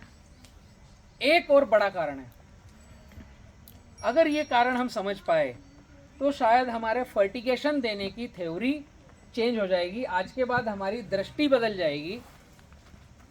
DAP, urea, potash, 1261-0, 0-34, single super phosphate, ये जितने भी फर्टिलाइजर है, क्या ये पौधे का भोजन है? आपका क्या जवाब है? भोजन है, जब भी खरीद कर डालते ना खेत में। जब हम पौधा लगाते हैं, डाइअमोनियम फास्फेट, डीएपी, पोटेशियम, पीले कलर का बैग, पौधा लगाते हैं, उस समय जड़ के पास दे सकते हैं? पौधा मर जाएगा, पता है सबको। वो एक एसिड निकालता है, पौधा बड़ा हो जाएगा, फिर क्या जड़ के पास दे सकते हैं? तब भी हम थड़ से थोड़ा दूर ही चीरा लगा के देते हैं, और जहाँ देते हैं वहाँ रूट पहले जलती है। डीएपी या सिंगल सुपर फास्फेट या पोटास या यूरिया, ये खेत में जाते हैं, कुछ प्रक्रिया होती है, उसके बाद पौधे को खाने लायक बनते हैं। तो डायरेक्ट भोजन तो नहीं है, ये समझ में आया ना? तो पौधे का डायरेक्ट भोजन है क्या?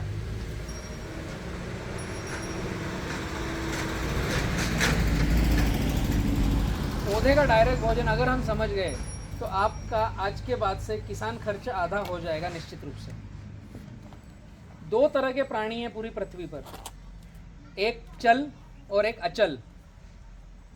आप में गाय, भैंस, बकरी, कुत्ता, बिल्ली, शेर, नेवला, केचुआ, दीमक, बैक्टीरिया, केचुआ जो वर्मी कंपोस्ट बनाते हैं, ये सब चलने फिरने वाले प्राणी। छोटा एमीबा बैक्टीरिया, वो भी एक जगह से दूसरी जगह हिलता है, जो चल फिर सकते हैं। एक तो वो चल और एक अचल। दूसरे पेड़ पौधे, ये अभी मुझे सुन रहे हैं, श्वास ले रहे हैं, ये पानी पिएंगे, बट ये हिल नहीं सकते, स्थिर प्राणी। तो प्रकृति ने जो रचना रची है ना, ये दोनों को एक दूसरे से लिंकिंग बनाया है। आम का पेड़, साल भर तक उसने पानी पिया, भोजन खाया, फोटोसिंथेसिस किया, आम में केरियां आ गई। अब उसको तोड़ने मत जाओ, क्या होगा? पकेगा, टूट के गिर जाएगा। ऐसा ही होगा। वो आम की केरी उस पेड़ के लिए कुछ काम का है, टूट के गिर गया, उसने भरण पोषण किया, लास्ट में वेस्टेज निकाल दिया। जितना खाया पिया उसके लिए वो वेस्टेज। गेहूं बोते हैं यहाँ पर, गेहूं का पौधा हरा भरा खड़ा हुआ, बालियां बनी, सूखने लगा। अब उसको काटने मत जाओ, ये बाली का क्या होगा? फूटेगा, दाने गिर जाएंगे। इस गेहूं के पौधे के लिए वो दाना कोई काम का है? वो आम, वो केला, वो गेहूं मेरे काम का है, मेरे खाने का भोजन है। इसी तरीके से जो चलने फिरने वाले प्राणी हैं, गाय का गोबर, केचुए की विष्ठा, वर्मी कंपोस्ट, जितने भी चलने फिरने वाले प्राणी हैं उनका वेस्टेज स्थिर प्राणी का भोजन है। जितने स्थिर प्राणी हैं उनका वेस्टेज चलने फिरने वाले प्राणी का भोजन है। अगर हम बात करें कि पेड़ पौधों का भोजन क्या है, तो सिंपल सी लाइन है, जितने चलने फिरने वाले प्राणी हैं उनकी विष्ठा, गाय भैंस बकरी कुत्ता बिल्ली हम आप केचवा नेवला, सबकी विष्ठा इनका भोजन, इनकी विष्ठा हमारा भोजन है। इसमें कोई शर्म की बात नहीं। हम ऑक्सीजन लेते हैं, कार्बन डाइऑक्साइड छोड़ते हैं, ये कार्बन डाइऑक्साइड लेते हैं, ऑक्सीजन छोड़ते हैं। हमारे फेफड़े इनके पास है, इनके फेफड़े हमारे पास है, दोनों एक दूसरे से लिंकिंग है।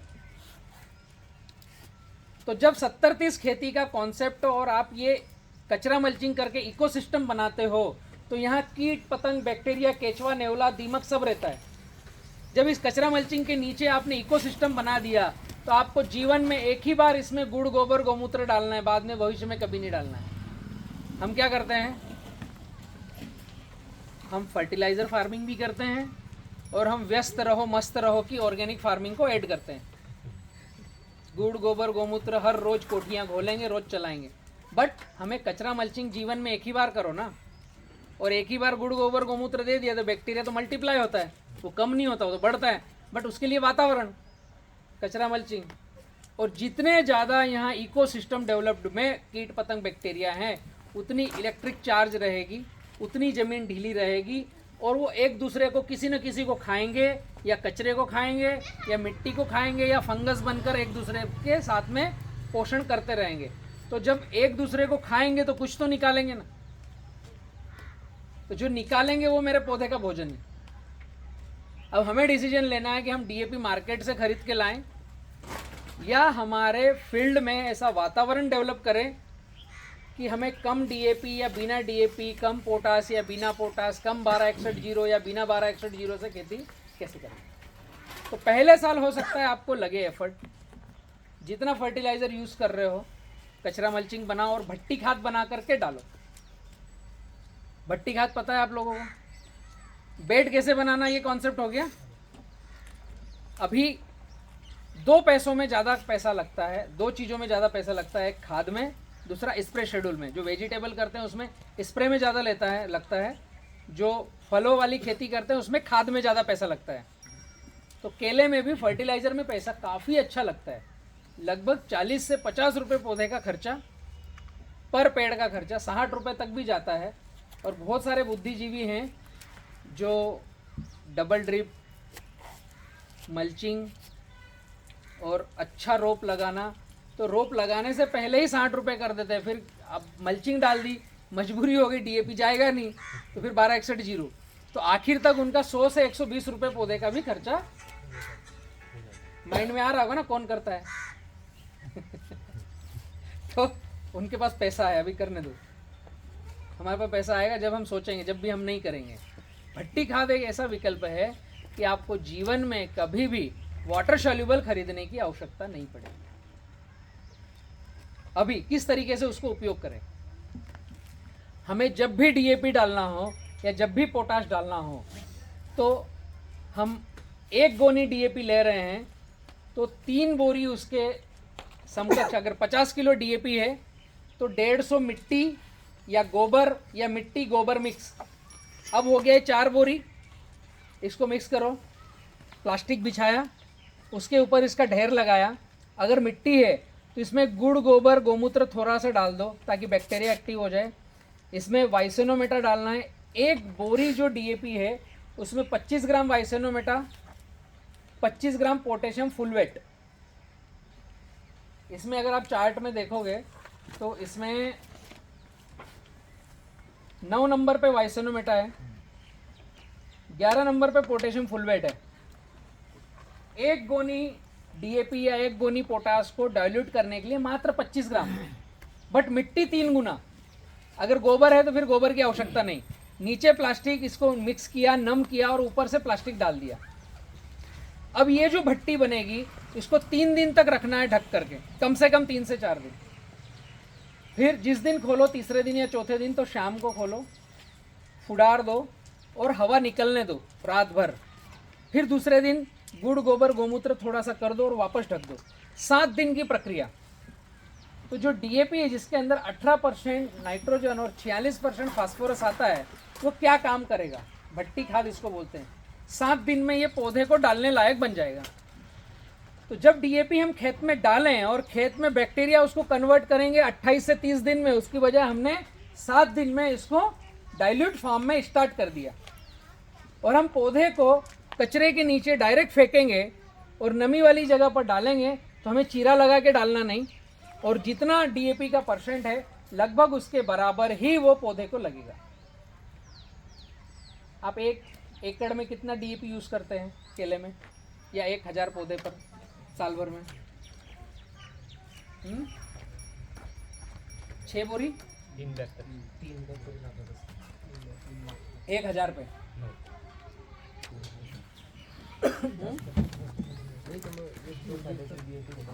3 बोरी डीएपी डालते हैं तो फिर 1261 चलाते होंगे, या 10, 26, 26 भी डालते होंगे।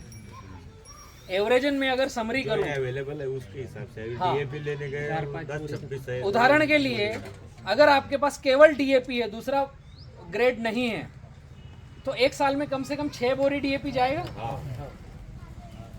1 महीने में आधी बोरी तो जाता होगा ना एवरेजन। फल आने से पहले जो 7 महीने में डालोगे तो 1 महीने में 1 गोनी तो डालोगे। तो एवरेजन 6 डीएपी गया। और मैं जो भट्टी खाद बता रहा हूँ इसके मुताबिक जाओगे तो आप सीधा 3 कर लो, उत्पादन उससे ज़्यादा आएगा। प्रैक्टिकल करके देखो, हमने कई सारे प्लॉटों में देखा है। होता क्या है, जो डायमोनियम फास्फेट है या सिंगल सुपर फास्फेट है, एसएसपी के अंदर लिखा हुआ आप पढ़ोगे P2O5, और जब वो डाइल्यूट होकर पौधे को लगता है तो वो लगता है P+, डायरेक्ट P2O5 नहीं लगता है। 16% एसएसपी के अंदर सिंगल सुपर फास्फेट रहता है। 2 बोरी एसएसपी डालोगे तो 16 किलो एसएसपी खेत में जाएगा। 16%, 1 बोरी में 8 किलो। बोरी 50 किलो की है, जाएगा 8 किलो। 42 किलो क्या है वो पता करना पड़ेगा।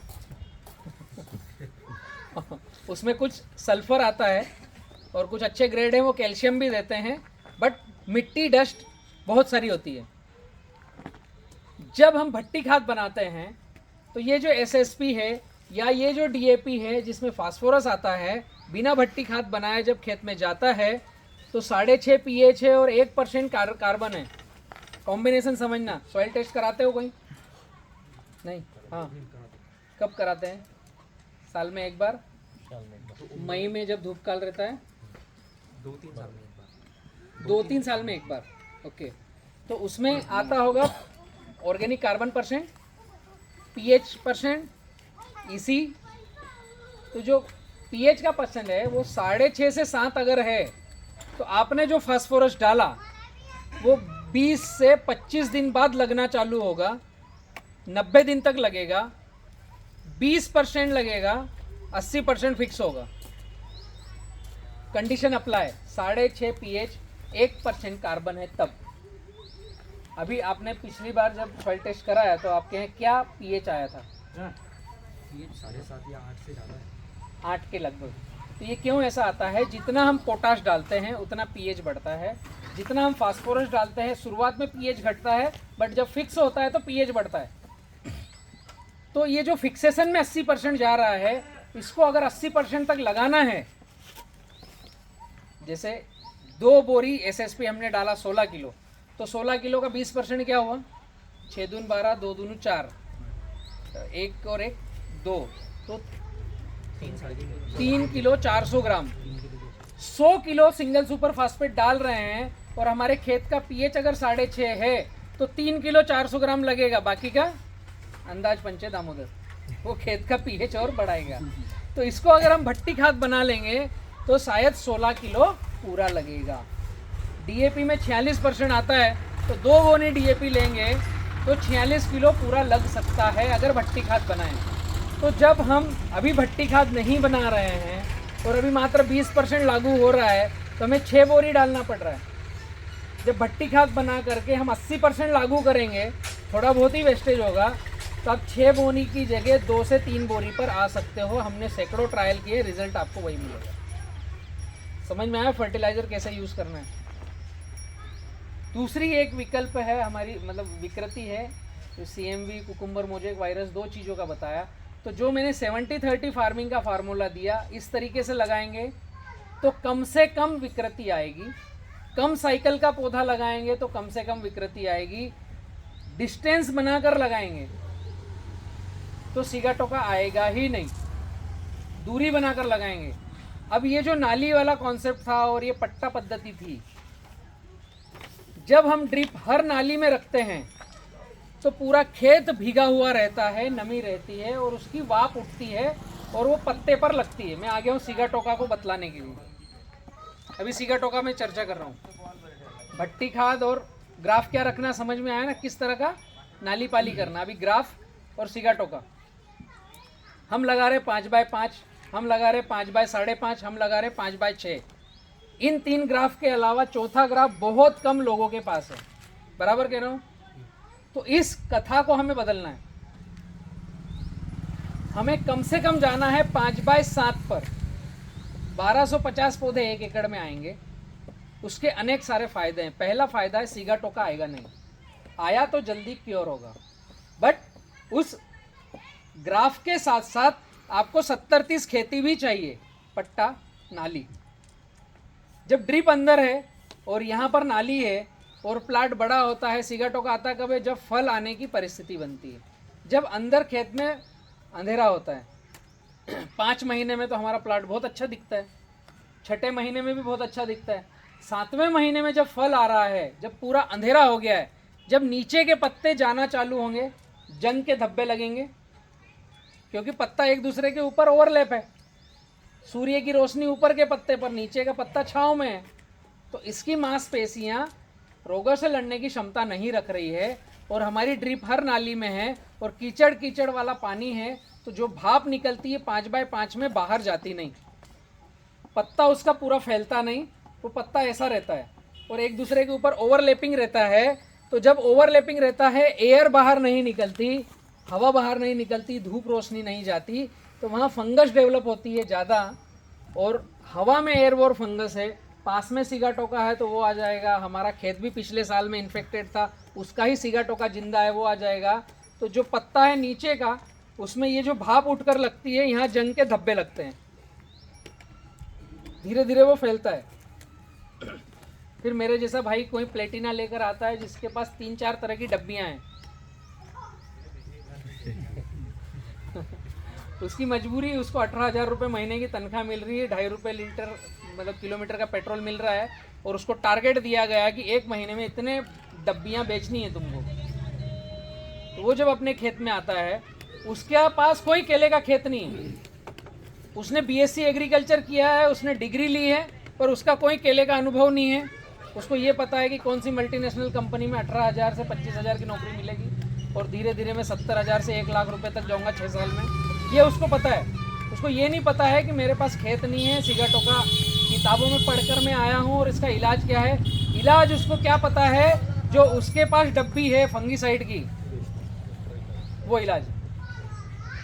तो जब वो आता है, आप जब खेत में हो, आपको बताता है, या आप जिस दुकानदार हितैषी मित्र को बोलते हो तो वो बोलता है कि मैं कंपनी वाले को भेजूंगा, वो देखकर गाइड करेगा, ऐसा होता है ना।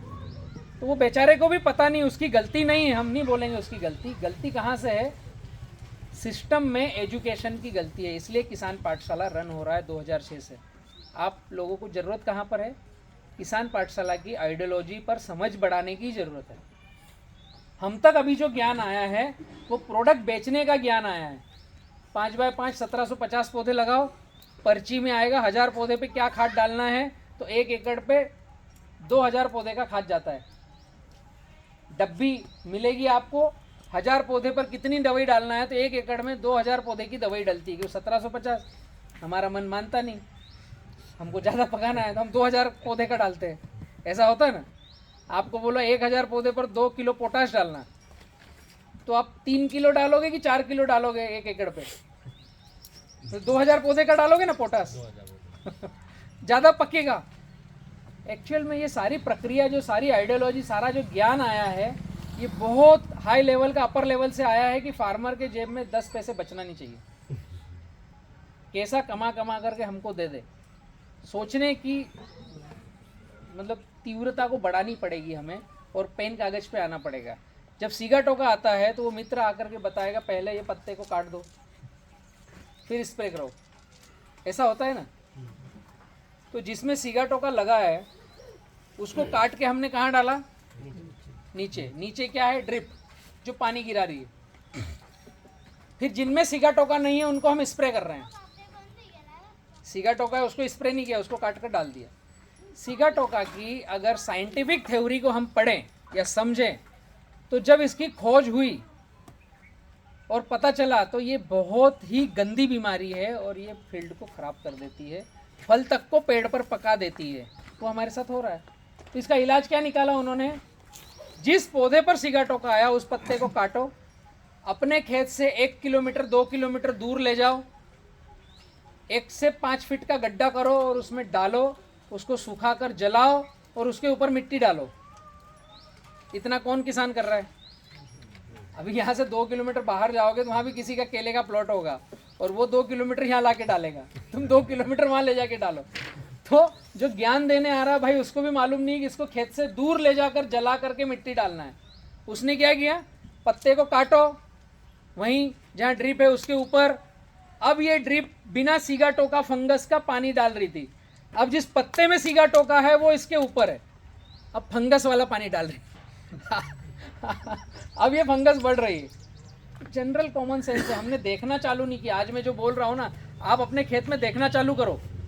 जब वो ड्रिप के ऊपर सीगा टोका वाला पत्ता आया, फिर हम उसको समेट कर एक तरफ करेंगे, उसके ऊपर ड्रिप आ जाएगी या ड्रिप के ऊपर वो रहेगा, बट फंगस वहाँ कीचड़ में फैलती रहेगी। अब पहले एक पत्ता था, 8 दिन के बाद 3 पत्ते सीगा टोका के, फिर वो 3 को काटोगे, 8 दिन के बाद 5 पत्ते सीगा टोका के। क्योंकि ये जो भाप है ये पत्ते पर जहाँ लग रही है वहाँ सीगा टोका फैल रहा है, इसके ऊपर के पत्ते पर नहीं है। जैसे ही इसको काटते हैं इस पे आती है, इसको काटते हैं इस पे आती है।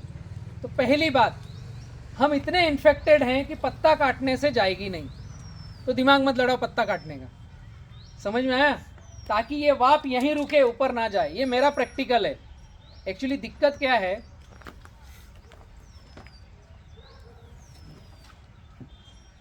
ये जो मैं मेरी बातें बतला रहा हूँ ना, आप जितने मित्र यहाँ बैठे हैं, आपकी भी मजबूरी है कि शाम को आपको जाकर आपके दोस्तों के साथ, पापा के साथ, भैया के साथ बैठना है। होटला पार्टी पर चर्चा होगी, आज बलराम आया था गांव में, ऐसा बोल गया सीगा टोका का पत्ता काटना नहीं। अब जो मेरी मीटिंग में नहीं आया, जिसने ये सुना नहीं, वो बोलेगा कहाँ पागल के विचारों में पड़ रहा है। ये खुद को आंखों से देखना पड़ेगा। जितने यूनिवर्सिटियों के पुराने ज़माने के पेपर हैं वो जाते हैं लेफ्ट में, और मेरी आइडियोलॉजी, मेरे प्रैक्टिकल जाते हैं राइट में। मैं बोलता ही नहीं कि सीगा टोका का पत्ता आप काटो, क्योंकि उसका जो पानी का वाप है वो कम से कम ये रोक रहा है, ऊपर के पत्ते पर जाने नहीं देगा। काटने के बाद अगर आप इसको खेत के बाहर कर सको तो काटो, और इसको बाहर कर दिया पर पड़ोसी के खेत में सीगा टोका है, वो हवा से फैल के आ रहा है, उसको कैसे रोकोगे? नहीं विकल्प है ना। तो जिस चीज का विकल्प नहीं है उस पर दिमाग नहीं लड़ाना चाहिए, जिस चीज का विकल्प कर सकते हैं उस पर दिमाग लड़ाना चाहिए। मेरी आइडियोलॉजी है। तो जैसे ही हम डिस्टेंस लेते हैं ग्राफ का, 5x5 से 5x7 पर जाते हैं, लाइन 5, पौधे से पौधा 7, जिगजैग आगे पीछे। तो जब ये पेड़ का पत्ता बढ़ता है तो एक दूसरे में ओवरलैप नहीं होता है, तिरछा आता है। क्योंकि हमने आमने सामने नहीं लगाया, हमने लगाया जिगजैग। एकड़ में 1250 पौधे आएंगे, 25 टन से कम उत्पादन आता नहीं। अब 5x5 लगाओगे तो 18 से 20 ही टन आता है, 5x7 लगाओगे तो 20 से 25 टन आता है। 100% मेरा प्रैक्टिकल है। आप जिस तरीके से फर्टिगेशन करके खेती करते हो, केवल ग्राफ चेंज किया तो उत्पादन बढ़ता है, घटता नहीं। हमारी मनस्थिति हमें बता के रखा है कि ज़्यादा पौधे तो ज़्यादा उत्पादन। एक छोटा सा उदाहरण पूछूंगा, 5x5 किसका लगा हुआ है अभी? 5.5 5 आपका है। कितने किलो की रास आती है? 25 किलो। किसी के पास कैलकुलेटर है भाई? 5x5.5 एकड़ पे आते हैं 1600 पौधे लगभग। 1600, 100 पौधे खराब कर दो, आसपास के टूट गए, गिर गए, पड़ गए, 1500 कटिंग पे आएंगे, गुणित 25 किलो क्या है? 37 टन उत्पादन आता है एक एकड़ में? नहीं आता। हम बोलते हैं तो हमको मजा आता है कि 25 किलो की रास आई। एक्चुअल में हमें भाग देना चाहिए 1600 का, एवरेज पड़ता निकालेंगे तो 20 टन भागित 1600 एवरेज पड़ता आएगा आपका। क्योंकि जो पेड़ हमारे 1600 पौधे लगाए हमने, फर्टिगेशन हम 1600 को दे रहे हैं, बेल के कारण साइड के कुत्ते ने कहीं गिरा दिया, कुछ वाइट ग्रेप से चले गया, 100-150 पौधे चले गए, लेकिन हम खर्चा तो कर रहे हैं ना उसमें। जब एकड़ का हम एवरेज निकालेंगे बजट का बढ़िया बुद्धि बन करके, तो 20 टन के ऊपर नीचे उत्पादन आ रहा है, तो हमने ईमानदारी से बोलना चाहिए कि एवरेज रास मेरी 12 किलो की आ रही है। इसमें कोई शर्माने की बात नहीं है। तो जब हम 12 से 15 किलो की एवरेज रास ले रहे हैं, क्योंकि एकड़ेज का टनेज हमारे पास 20 से 22 टन ही आ रहा है, तो फिर हम ज्यादा पौधों में खर्चा करें क्यों? समझ में आ रहा है? 1250 पौधे लगाओगे 5x7 पर, 150 पौधे इसमें भी जाएंगे, 20 टन गुणित भागित 1100 कर लो, आपकी एवरेज रास निकल के आएगी। मैं राइटिंग में दे दूंगा, इतनी ही आएगी। जो हल्का भारी लास्ट वाला माल नहीं कटता ना, 18 किलो की रास, 18 किलो की रास लोगे, 20 से 25 टन आएगा। 1250 पौधे में 150 पौधे इसमें भी खराब हो गए, 1100 पौधे कटेंगे। तो ये जो 1100 पौधे कटेंगे, ये जब एवरेजन 18 किलो की रास आएगी तो क्वालिटी वाला माल आएगा। हम जहां रहते हैं यहाँ हमें अपेक्षा नहीं करनी चाहिए 35 केजी हर पौधे पर। बड़ा ग्राफ रखो, मैं 50 किलो ला के दूंगा हर पौधे पर। छोटे ग्राफ में अपेक्षा करना बंद कर दो, आएगा ही नहीं, एवरेज बनेगा ही नहीं। तो ये छोटे छोटे कैलकुलेशन हमें करना है। तो सीगा टोका से बचने के लिए हमें ग्राफ करना पड़ेगा बड़ा। तो मनस्थिति से ये निकाल दो कि ज़्यादा पौधे लगाए तो उत्पादन ज़्यादा ना। उत्पादन तो एकड़ पे हम जिस क्षेत्र में हैं 20 से 25 टन ही जाएगा, क्योंकि यहाँ का क्लाइमेट, यहाँ का फोटोसिंथेसिस, उस एक एकड़ में 43,560 स्क्वायर फीट में जितनी सूर्य की एनर्जी आ रही है, उतने पत्ते सोख रहे हैं, उतना ही उत्पादन आएगा। ज़्यादा आप कुछ कर लो, उसमें हमें क्लाइमेट कंट्रोल पे जाना पड़ेगा तो 35 टन पे जाओगे। पूरे खेत के बाउंड्री में गन्ना घास 5x9, पहले साल 25 टन, अगले साल 30 टन, तीसरे साल 35 से 40 टन इसी क्षेत्र में मैं लाया हूँ। एक ही पौधे से तीसरी बार में आपको एक पेड़ पर 25 से 35 किलो का वेट मिलेगा, 32 किलो का वेट मिलेगा। कब? जब उसका पील आएगा, क्योंकि थड़ का पानी पिएगा तो एक्स्ट्रा चलेगा। डीएपी से आप 35 किलो हर पौधे पर नहीं ला सकते, कुछ पौधे पर आ जाएगा, हम वाहवाही लूट लेंगे, वो ईमानदारी नहीं है। अपने आप से ईमानदारी बरतो। तो जब हम ग्राफ बड़ा करते हैं, 5x7 पर जिगजैग लगाते हैं, तो पत्ते एक दूसरे के ऊपर नहीं आते, तिरछे आते हैं। तो ये जो पानी चल रहा है इसकी वाप बाहर निकल जाती है, इन पत्तों पर वाप चिपकती नहीं, तो सीगा टोका आता नहीं। आया, धूप जिन पत्तों पर लग रही है उनकी पेशियां रोगों से लड़ने की क्षमता रखती है, तो पानी की वाप टिकने के बावजूद सीगा टोका को बढ़ने नहीं देखता। छोटे छोटे धब्बे लग सकते हैं, फैलेगा नहीं। हमने ड्रिप डाल रखी अंदर, एक हमने लिया ग्राफ चेंज, दूसरा ड्रिप अंदर डाली, बाहर सूखा है, तो हम जब इस ड्रिप में पानी बहुत चलाते हैं तो ये बेड गीला होता है, पर यहाँ क्रैकिंग रहती है। सिगाटोका आता कब है? जब हवा में नमी बहुत ज़्यादा हो गई तो कुछ बाहर निकली, कुछ इस मिट्टी ने सोख ली, तो पत्ते पर नमी नहीं रहेगी तो सिगाटोका आता नहीं। 70-30 फार्मिंग, 5x7 से ऊपर का ग्राफ, जो मेरी आइडियोलॉजी है, किसान पाठशाला बोलता है, उन प्लॉटों पर कभी भी सिगाटोका का फंगीसाइड स्प्रे डालने की आवश्यकता पड़ती नहीं। मैं बोलता ही नहीं डालो, जरूरत ही नहीं है। 5x5 पर फल आने से पहले स्प्रे चालू, फल आते समय स्प्रे, फल आने के बाद स्प्रे। तीतर के आगे तीतर, तीतर के पीछे तीतर। फल आने के पहले भी स्प्रे करना है, फल आया जब भी स्प्रे करना है, फल आ गया उसके बाद भी स्प्रे करना है। फिर भी पत्ता रुकता नहीं। तो हमें समझना है कि ग्राफ क्या लेना है, पैटर्न क्या लेना है, तो दवाइयों से छुटकारा मिल सकता है। सिगाटोका का इलाज मिला, CMV वायरस का इलाज मैंने बताया, अंतर्वर्ती फसलें। सिगाटोका का इलाज ग्राफ और 70-30 खेती। फर्टिलाइज़र कम करना है तो भट्टी खाद, स्प्रे शेड्यूल 0 करना है तो मिट्टी का स्प्रे, VM स्प्रे। कोई स्प्रे देने की आवश्यकता नहीं।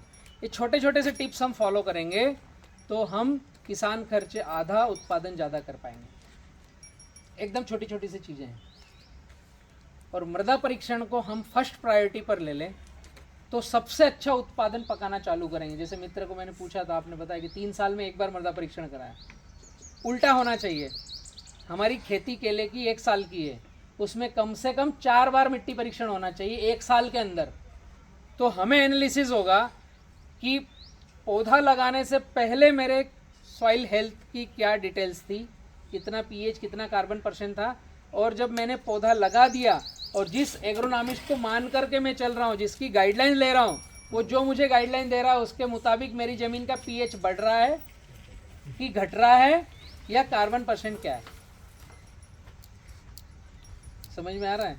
साल भर की फसल में हर 3 से 4 महीने में एक बार मृदा परीक्षण कराना चाहिए और उसकी लैब टेस्ट रिपोर्ट को एनालिसिस करना चाहिए। आप मेरे से संपर्क में रहो या दुनिया के किसी भी डॉक्टर के संपर्क में रहो या किसी मित्र के, उनको बदलाओ। 3 महीने पहले ये रिपोर्ट थी, आज ये परिस्थिति है। पहले 7.8 था, अब 7.9 है, मतलब बढ़ गया ना pH। तो पिछले 3 महीने में जो मैंने किया उसको समझ में आएगा हमको कि उसी प्रक्रिया से हम चलें या चेंज करें। बात छोटी सी है बट सही आइडियोलॉजी ये है। इसमें एक कॉलम दे रखा है मैंने, 14 नंबर का कॉलम है, soil health analysis, SHA। Soil health analysis में आप पढ़ेंगे कि कितनी तरह की चीज़ें दे रखी है मैंने।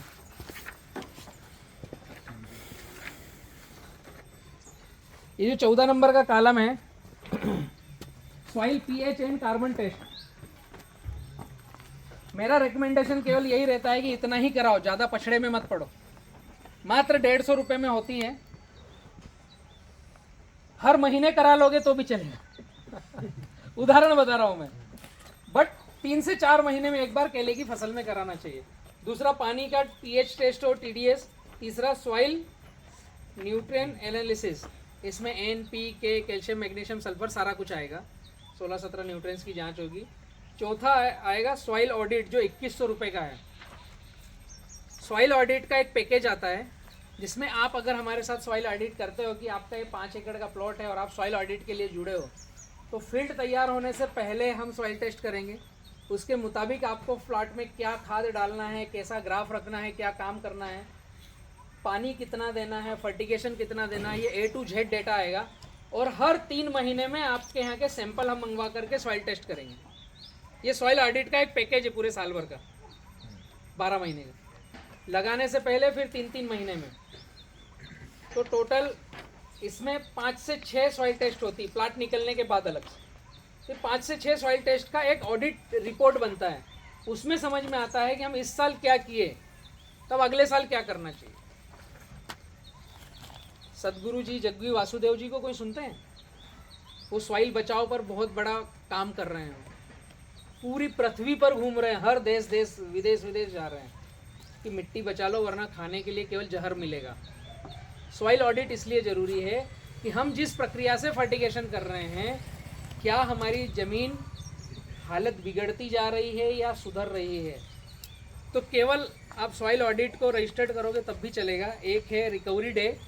रिकवरी डे का मतलब ये होता है कि आज हमने डीएपी डाला तो मेरा प्लांट का पौधा कितने दिन में उसको उठाएगा।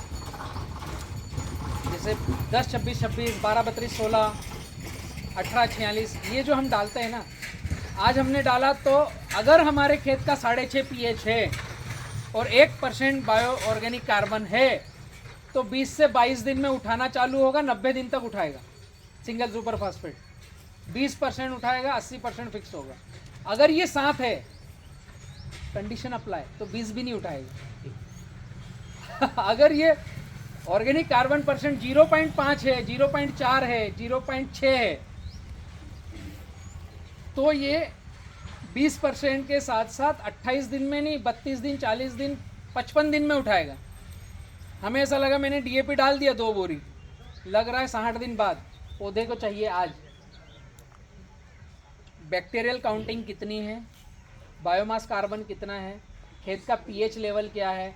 अब आज का जो दौर आ गया खेती करने का वो इस तरीके का है कि हमें अगर ये चीज़ें नहीं पता है तो हम खेती अंदाज पंचे दामोदर कर रहे हैं।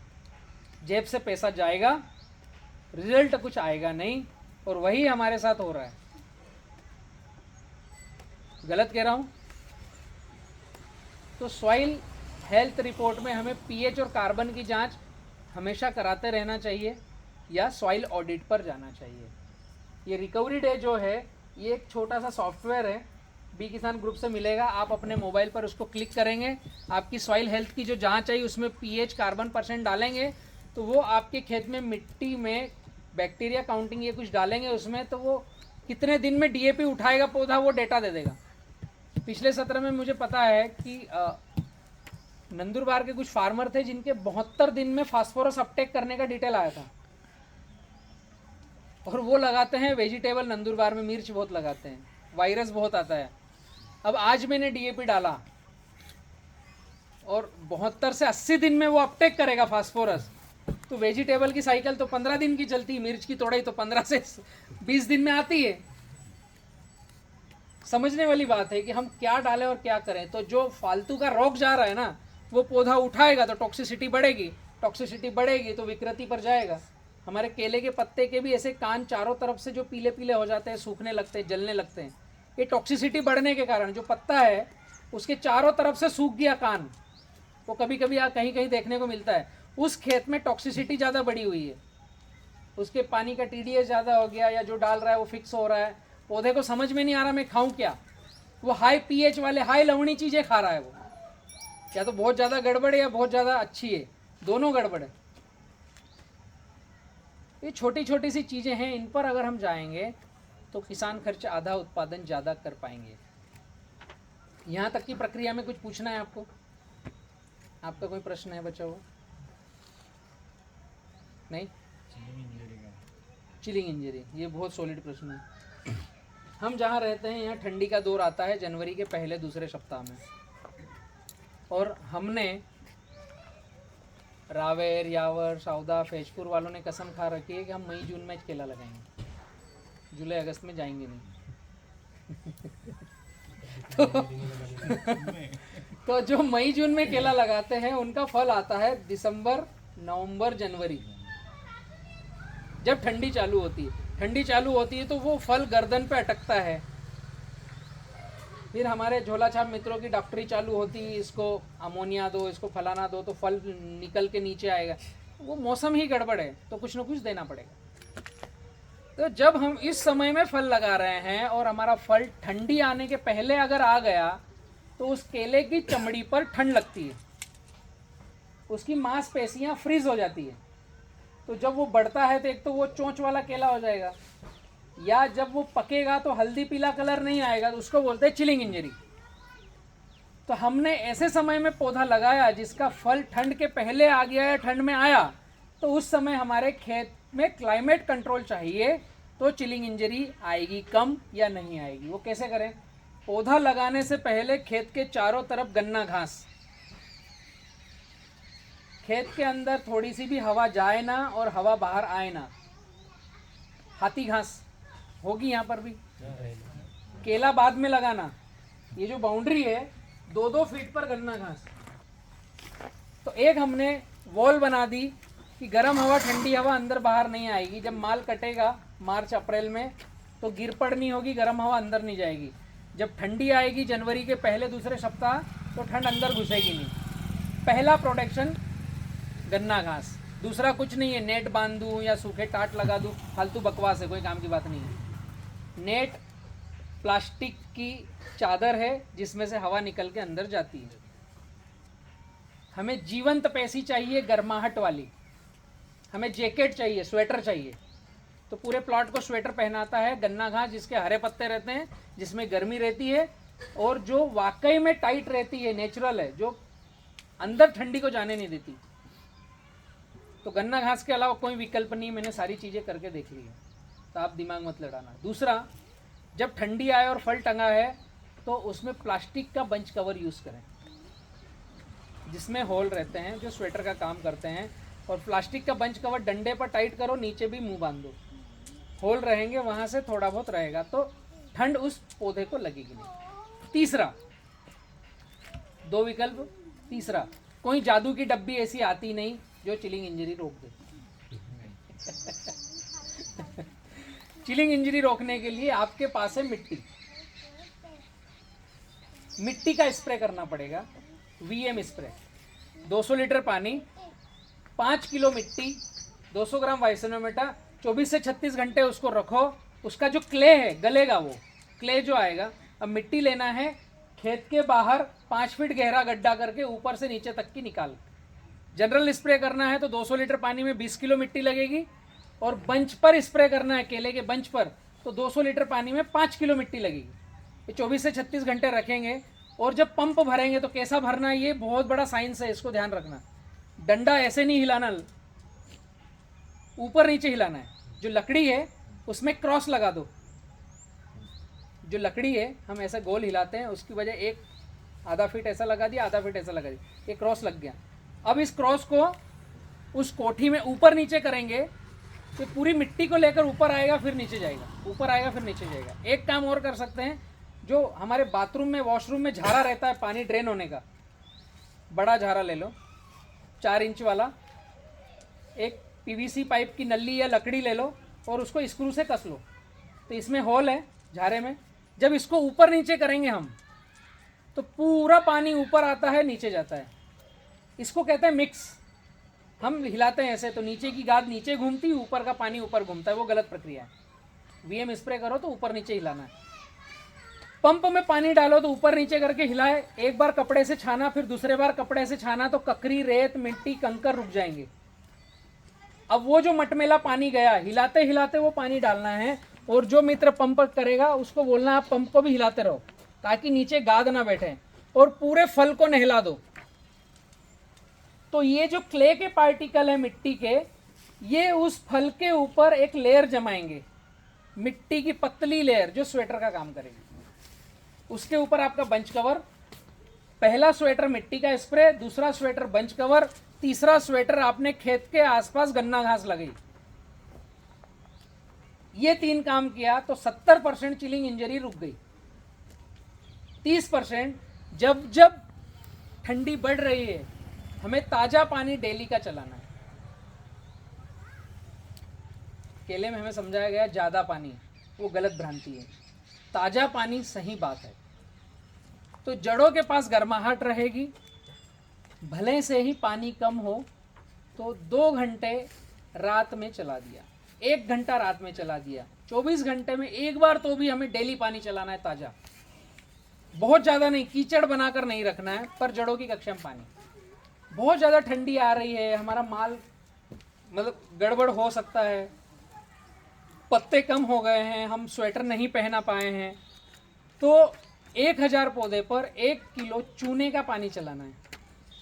एक एक प्रिकॉशन में बता रहा हूँ, सब कर लिया तो आएगी ही नहीं।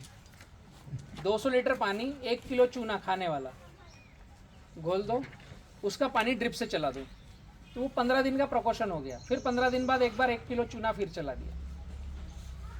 सबसे पहले बाउंड्री, बंच कवर, मिट्टी का स्प्रे, ताज़ा पानी और चूना, ये छोटी सी प्रक्रियाएं करी तो चिलिंग इंजरी आएगी नहीं। और कोई प्रश्न है आपके? मैं समझूं आज से आपको केले की खेती और अच्छी आ गई, बेहतर, कुछ सीख के जाओगे मेरे पास से आज। बहुत सारी चीज़ें हैं इसमें, लगभग 20 आइटम है, ये पर्ची आप घर पे लेके जाओ, ठीक है। इसमें